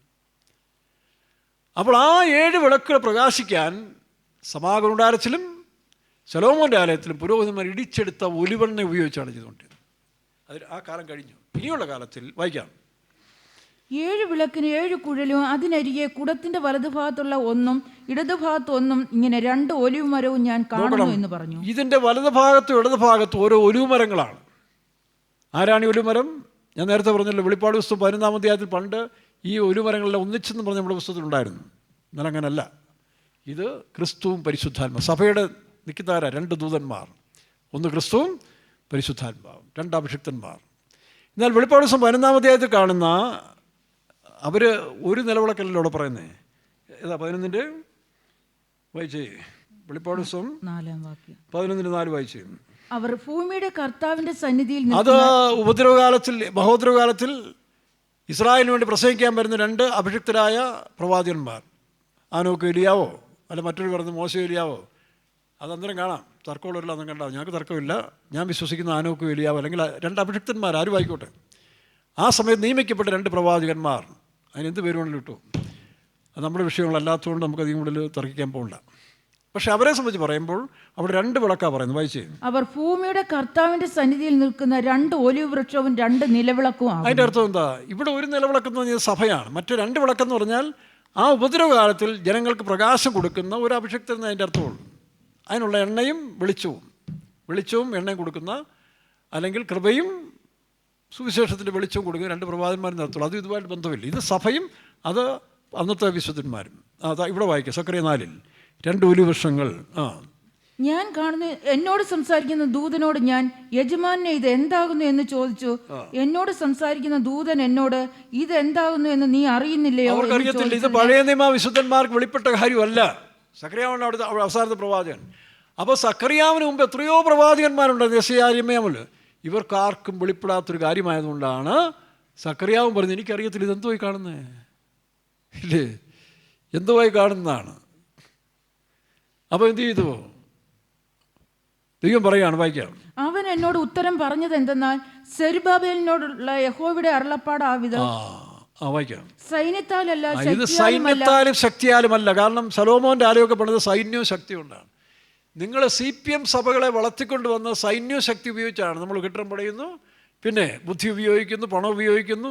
ഇതൊക്കെ നമ്മുടെ ഭൗമിക സഭകളെ വളർത്തിക്കൊണ്ടുവരുന്നതിന് വേണ്ടി. എന്നാൽ ഇതിനകത്ത് ആത്മാവ് വളർത്തുന്നൊരു സഭയുണ്ട് കേട്ടോ.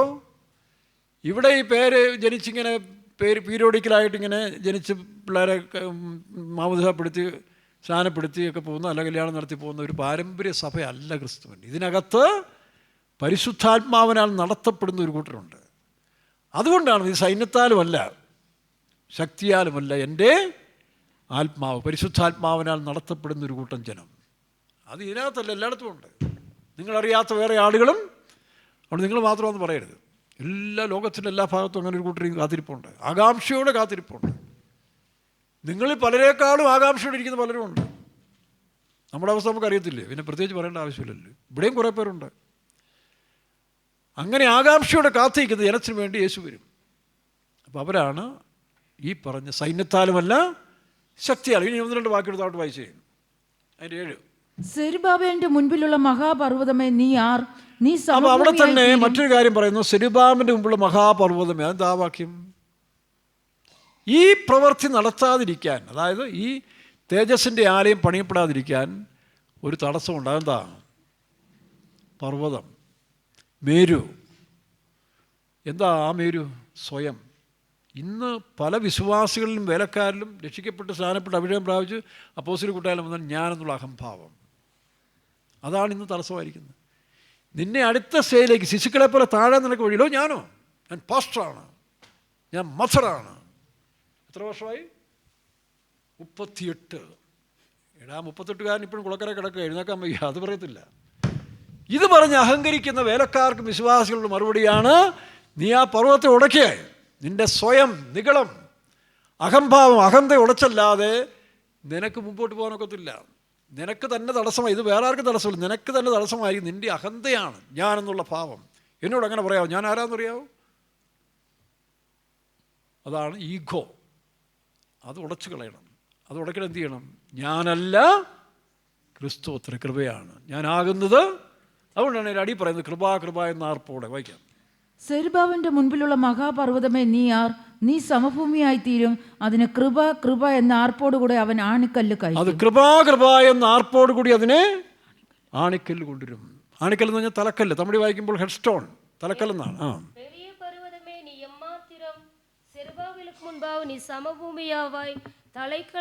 തലക്കല്ല്. ഇപ്പൊ തലക്കല്ലായ ക്രിസ്തുവോടെ കിടക്കുന്ന പലരുടെയും മൂലയ്ക്ക് കിടക്കുക. മൂലക്കല്ലല്ലേ? നമ്മളെ ഉയർത്താൻ വേണ്ടി യേശു മൂലയിലേക്ക് വന്നു, തകർക്കപ്പെട്ടു. പക്ഷേ ആ യേശുവിനെ അവിടെ കടത്തിക്കൊണ്ട് എന്നെപ്പോലുള്ള പാസ്റ്റർമാരുടെ, നിങ്ങളെപ്പോലുള്ള വിശ്വാസികളുടെയും കളികളാണ് നടക്കുന്നത് പലയിടത്തും. അവരെല്ലാം ഓർത്തോണം, ശിശുക്കളെപ്പോലെ താഴ്ത്തിയിട്ട് ഞാനല്ല കർത്താവേ, കൃപ കൃപ കൃപ എന്ന് പറഞ്ഞിട്ട് ആരെ കൊണ്ടുവരണം? ആ യേശു ക്രിസ്തുവിന് നിന്നെ തേടി വരത്തില്ല. നിൻ്റെ അഹങ്കാരം നിങ്ങളും കയറിയോട് അവർ പുറത്തായി. അതാണ് ഗലാത്യലേഖനം 4-ാം അധ്യായത്തിൻ്റെ 19 വായിക്കണ്ട. ക്രിസ്തു നിങ്ങളിൽ ഉരുവാകുവോളം വീണ്ടും ഞാൻ ഗർഭോധനപ്പെടുന്നു. സഭയോട് പറയാ, ക്രിസ്തു ഇല്ല, നിങ്ങൾ തന്നെ വലിയ ആളുകളായിട്ട് ജീവിക്കുകയാണ്. അത് ഉടയ്ക്കണം. വീണ്ടും നിങ്ങളെ ശിശുക്കളെപ്പോലായിട്ട്, കർത്താവേ ഞാനൊന്നുമില്ല, താഴ്മയോട് വിനയത്തോട് കൃപ കൃപ കൃപ എന്ന് പറഞ്ഞ് പറഞ്ഞ് പറഞ്ഞ് പറഞ്ഞ് പറഞ്ഞ് നമ്മുടെ സ്വയത്തെ ഉടച്ച് ഈ താഴെ കിടക്കുന്ന ക്രിസ്തുവിനെ വീണ്ടും ഇവിടെ കൊണ്ടുവരണം, നമ്മുടെ തലയ്ക്ക് കൊണ്ടു തരണം. മനസ്സ്, അതിൻ്റെ അർത്ഥം നാം ഇനി ക്രിസ്തുവിൻ്റെ മനസ്സുള്ളവരായിരിക്കണം. എന്താ ക്രിസ്തുവിൻ്റെ മനസ്സ്? കൊലോസ്യർ 3:12 വായിക്കുമ്പോൾ മനസ്സലിവ്, താഴ്മ. വായിച്ചേ, കൊലോസ്യർ 3:12 വാക്യം. എന്നിവ ധരിച്ചുകൊള്ളുവിൻ. ആകയാൽ പ്രിയമക്കളെന്ന പോലെ, അല്ലയോ? അതുകൊണ്ട് ദൈവത്തിന്റെ വൃതന്മാരും വിശുദ്ധന്മാരും. ആരാ വൃതന്മാര്? കേട്ടോ, വൃതന്മാരെന്ന് പറഞ്ഞാൽ പ്രതീക്ഷിക്കപ്പെട്ട വേലക്കാരെന്നെടുത്തു TPM ഭാഷയിൽ. അടുത്ത് വിശുദ്ധന്മാര്, സഭ. പൗലോസ് എപ്പോഴും വിശ്വാസികളെയാണ് ഈ വിശുദ്ധന്മാർ. അത് നിങ്ങൾ മാറ്റിയിട്ട് ഇപ്പോൾ വേലക്കാർ മൊത്തമായിട്ട് വിശുദ്ധന്മാരെന്ന് വിളിക്കുക. വേലക്കാർക്ക് വിശുദ്ധന്മാരെന്നുള്ള വാക്കല്ല, വൃതന്മാരെന്നാണ്. അവർ വൃതസ്ഥർ. വിശ്വാസികളെയാണ് ഈ വിശുദ്ധരെന്ന് പൗലോസ് സംബോധന ചെയ്തിരിക്കുന്നത്. അപ്പം സഭയിൽ ആരുണ്ട്?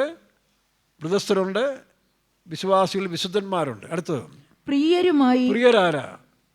നമ്മളെപ്പോലെ ചെറിയാകുഞ്ഞിനെ പോലുള്ള പേര് തന്നെ ചെറിയാകുഞ്ഞെന്നല്ലേ.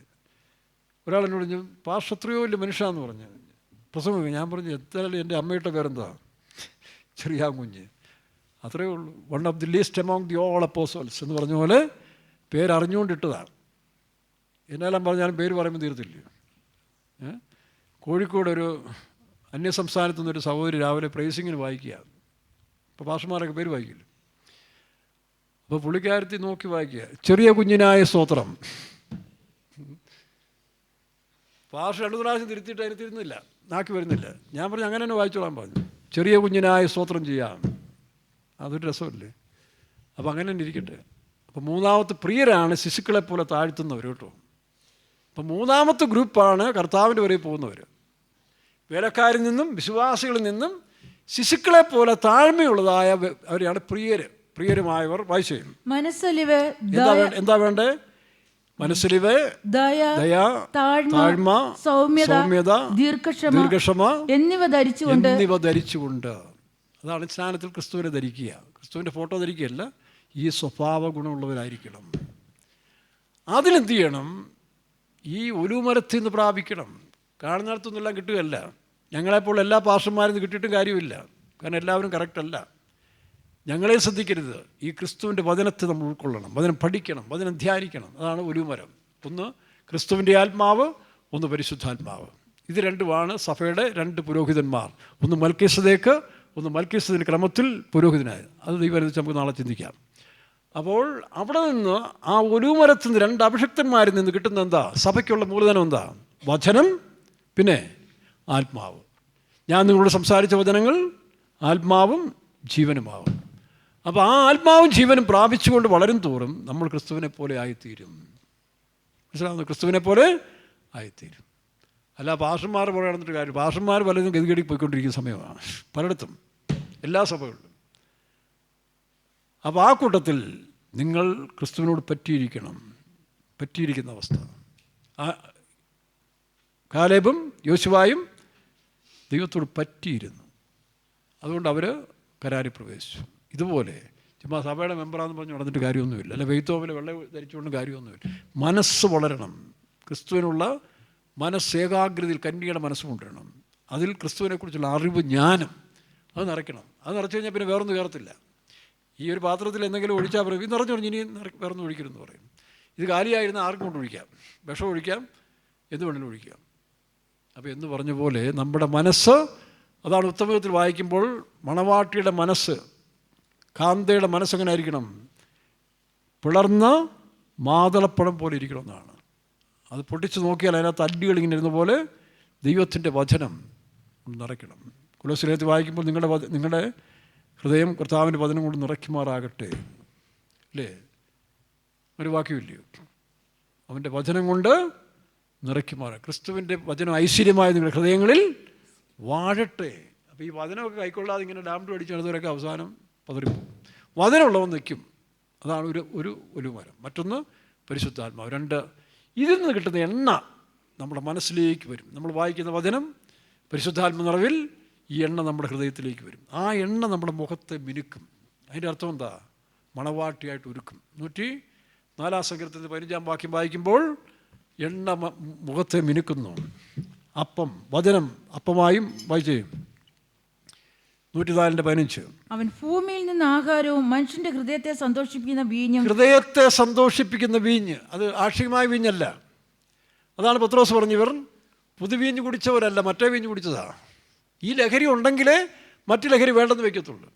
ഈ ലഹരി പെന്തിക്കോസിലെ പിള്ളേർക്ക് അല്ലെങ്കിൽ നിങ്ങൾക്ക് കിട്ടാതെ വരുമ്പോഴാണ് നിങ്ങൾ അപ്പുറത്ത് പോയി സ്മോ അടിക്കാൻ പോകുന്നത്. സ്മോ അടിക്കാൻ പോകുന്നതിൻ്റെ കാരണം ഇതാണ്. ഒരു കൺവെൻഷന് പേരൻസ് നോക്കിയപ്പോൾ ഇവിടെ അല്ല, ഈ സെൻറ്ററിലല്ല കേട്ടോ, വേറെ സെൻറ്ററിൽ കൺവെൻഷൻ നടക്കുക. അവൻ നോക്കിയാൽ നല്ല ഉറത്തിറച്ചിയുടെ മണം. അപ്പോൾ അവർ ഇറച്ചി വാങ്ങിച്ചുകൊണ്ട് 2 പിള്ളേർ മേളിൽ പോയി. ഒരുത്തൻ കുപ്പിയും കൊണ്ട് വന്നു. പിന്നെ അവർ പിടിച്ചു കേട്ടോ. പിടിച്ചിട്ടെന്ത് കൊടുക്കാനാണ്? അപ്പോൾ ഈ ലഹരി ആദ്യം കൊടുക്കേ. ഇത് ലഹരി കെട്ടുന്നവന് മറ്റൊരു ലഹരി വേണ്ട. ഇത് ഒറിജിനലാണ്. അതാണ് ഹൃദയത്തെ ബലപ്പെടുത്തുന്ന അവൻ ഭൂമിയിൽ നിന്ന് ആഹാരവും മനുഷ്യന്റെ ഹൃദയത്തെ സന്തോഷിപ്പിക്കുന്ന വീഞ്ഞും അവന്റെ മുഖത്തെ മിനുക്കുവാൻ എണ്ണയും പിന്നെ മനുഷ്യന്റെ ഹൃദയത്തെ ബലപ്പെടുത്തുന്ന അപ്പവും ഉത്ഭവിപ്പിക്കുന്നു. മനുഷ്യന്റെ ഹൃദയത്തെ ബലപ്പെടുത്തുന്ന അപ്പവും 3 കാര്യങ്ങൾ കേട്ടോ. വീഞ്ഞെന്ന് പറയുന്നത് പരിശുദ്ധാത്മാവിൻ്റെ സന്തോഷം, ദൈവത്തിൻ്റെ ആത്മസന്തോഷം. ഹൃദയത്തെ ബലപ്പെടുത്തുന്ന അപ്പം, അത് വയറിനെ ബലപ്പെടുത്തുന്നതല്ല, ഹൃദയം ബലപ്പെട്ടിരുന്നാൽ മാത്രമേ പ്രശ്നങ്ങൾ നേരിടാനൊക്കത്തുള്ളൂ, വളരാനൊക്കത്തുള്ളൂ. അത് ഹൃദയത്തെ ബലപ്പെടുത്തുന്ന അപ്പം. മുഖത്തെ മിനുക്കുന്ന എണ്ണ, അതിൻ്റെ അർത്ഥം എന്താ? ആരോഗ്യമുണ്ട്, പക്ഷെ സൗന്ദര്യം കൂടെ വരണം. യെശയ്യാപ്രവചനം 33:17 വായിക്കുമ്പോൾ മണവാളനെ, രാജാവിനെ അവൻ്റെ സൗന്ദര്യത്തോടു കൂടി ദർശിക്കണം. മണവാട്ടി സൗന്ദര്യമില്ലെങ്കിൽ എന്ത് പറയും? കല്യാണത്തിന് പോയാൽ കാര്യം ശരിയാ, ബുദ്ധി ജ്ഞാനമൊക്കെ ഉണ്ടെന്ന് പറഞ്ഞാൽ ആദ്യം നോക്കുന്ന എന്താ? സൗന്ദര്യം കൂടെ വേണ്ടേ? First impression is the best എന്ന് പറഞ്ഞ പോലെ ഇത് ദൈവിക ചൈതന്യം, മറ്റു ലോകത്തിൻ്റെ സൗന്ദര്യമല്ല, അതാണ് മുഖത്തെ മിനുക്കുന്ന എണ്ണ. അപ്പോൾ ഈ എണ്ണ പകരുന്ന ഇത് 3 ഉണ്ട്. ഈ എണ്ണയ്ക്കകത്ത് 3 കാര്യങ്ങളുണ്ട്. എന്തൊക്കെ? വീഞ്ഞ്, അപ്പം, എണ്ണ. അതാണ് ദൈവത്തിൽ നിന്ന് പ്രാപിക്കുന്നത്. ഉയരത്തിലെ ജ്ഞാനമോ, ഉയരത്തിൽ നിന്ന് വരുന്ന ജ്ഞാനം, ഉയരത്തിൽ നിന്നുള്ള ആത്മാവ്, ഇതെല്ലാം പലയിടത്തും എഴുതിയിട്ടുണ്ട്. അപ്പോൾ ആ ആത്മാവിനെ പ്രാപിച്ചു കഴിയുമ്പോൾ നമ്മുടെ 7 വിളക്ക് പ്രകാശിക്കും. എന്താ 7 വിളക്ക്, 7 ദീപങ്ങൾ എന്ന് പറയുന്നത്? യെശയ്യാ 11 അധ്യായത്തിൻ്റെ 2 വാക്യം മുതൽ വായിക്കാം. യെശയ്യാ 11:2 മുതൽ. അവന്റെ മേൽ യഹോവയുടെ ആത്മാവ് ആവസിക്കും. നോക്കണം, അവന്റെ മേൽ യഹോവയുടെ ആത്മാവ്. അപ്പൊ യേശുക്രിസ്തുവിന്മേൽ 7 കണ്ണെന്ന് പറയുന്നത് യേശുക്രിസ്തുവിന്മേൽ ദൈവത്തിന്റെ ആത്മാവ് ഉണ്ടായിരുന്നു. വായിക്കാം. ജ്ഞാനത്തിന്റെയും വിവേകത്തിന്റെയും ആത്മാവ്. വിളക്കിന്റെ നടുത്തണ്ടാണ് നമ്മൾ ഈ കാണുന്ന ദൈവാത്മാവ്. അത് 6 ശാഖകളായിട്ട് പിരിയുകയാണ്. ജ്ഞാനത്തിന്റെയും വിവേകത്തിന്റെയും വിവേകമില്ലാത്ത സ്ത്രീ എന്താ, പന്നിക്ക് മൂക്കുത്തിയിട്ട പോലെ ആയിപ്പോവും, ഇല്ലേ? അപ്പോൾ സ്ത്രീ സഭയാണ്, മണവാട്ടിയാണ്. അപ്പോൾ നമുക്ക് വിവേകം വേണം. ജ്ഞാനം, വിവേകം, പരിജ്ഞാനം. അല്ലാതെ കുടകർ വെച്ചുകൊണ്ടോ പിന്നെ വേറെന്തെങ്കിലും വലിയ വീട് വെച്ചുകൊണ്ട് ടൈൽസ് ഒട്ടിച്ചോണ്ടൊന്നും കാര്യമൊന്നുമില്ല. വിവേകവും ജ്ഞാനവും വേണം. അതാണ് ഇവിടെ പറഞ്ഞിരിക്കുന്നത്. വായിച്ചേ. ജ്ഞാനത്തിന്റെയും വിവേകത്തിന്റെയും ആത്മാവ്. അപ്പം നിലവിളക്കിൻ്റെ നടുത്തണ്ട് ദൈവാത്മാവ്. അത് തന്നെ പിരിഞ്ഞു പോകുന്ന 2 എന്ന് പറഞ്ഞാൽ ജ്ഞാനത്തിൻ്റെയും വിവേകത്തിൻ്റെയും ആത്മാവ്. പിന്നെ ആലോചനയുടെയും ബലത്തിൻ്റെയും ആത്മാവ്. ആലോചനയുടെയും ബലം രണ്ടും വേണം. ഈ ആലോചന ഒരുത്തരും ബലം മറ്റൊരുത്തനായതുകൊണ്ടാണ് പ്രശ്നം. തൊഴിലാളി അധ്വാനിക്കും, മുതലാളി ഓഫീസിലിരുന്ന് കാര്യങ്ങൾ നിയന്ത്രിക്കും. ഇത് മുതലാളിയും തൊഴിലാളിയും ഒരാൾ തന്നെ, 2 in 1. അപ്പം പിന്നെ പ്രശ്നമില്ലല്ലോ. മുതലാളി ഒരാൾ തന്നെ, തൊഴിലാളി ഒരാൾ തന്നെ, 2 ആത്മാവ് ഒരാൾ വരികയാണ്. ജ്ഞാനത്തിൻ്റെയും വിവേകത്തിൻ്റെയും പിന്നെ ആലോചനയുടെയും ബലത്തിൻ്റെയും പിന്നെ പരിജ്ഞാനത്തിൻ്റെയും യഹോഭക്തിയുടെയും പരിജ്ഞാനം. അടുത്ത ദൈവികത്തിന് പരിജ്ഞാനത്തിൻ്റെയും യഹോഭക്തിയുടെ ആത്മാവ്. ഇതാണ് 7 വിളക്ക് അല്ലെങ്കിൽ 7 ദീപം എന്ന് പറയുന്നത്. ഇപ്പോൾ സംശയമുണ്ടോ? ഇപ്പോൾ ആരിഫ് ഹുസൈനോട് പറഞ്ഞു കൊടുക്കണം, ഈ ആത്മാവെന്ന് പറഞ്ഞ് ഇതൊക്കെ തന്നെയാണ് ദൈവത്തിൽ നിന്ന് വരുന്ന 7 അനുഭവങ്ങൾ. എന്തൊക്കെ? ജ്ഞാനം, വിവേകം, ബലം, പരിജ്ഞാനം, പിന്നെ ആലോചന, ദൈവഭയം. ഇത് മനുഷ്യന് നിന്ന് കൊടുക്കാൻ പോകും.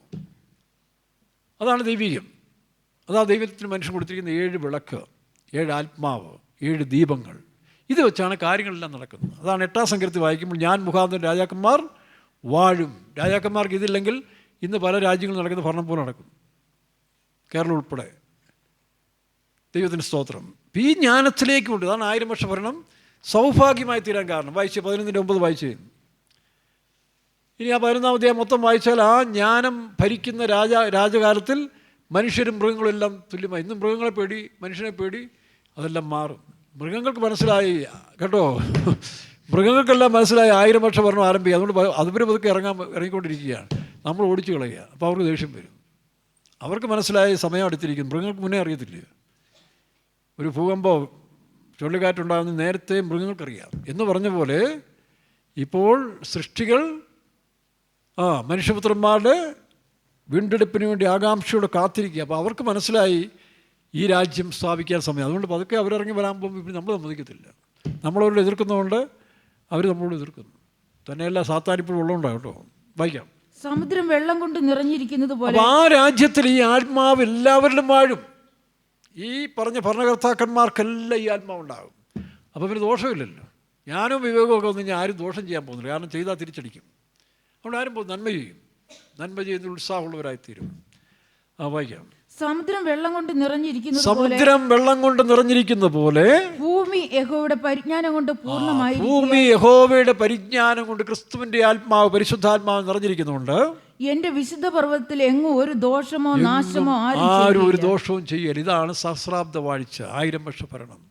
ഇത് മുതലാവും നമ്മളിലുണ്ടാകും. യഥാർത്ഥമായ ദൈവമക്കൾ ഇതുണ്ടാകും.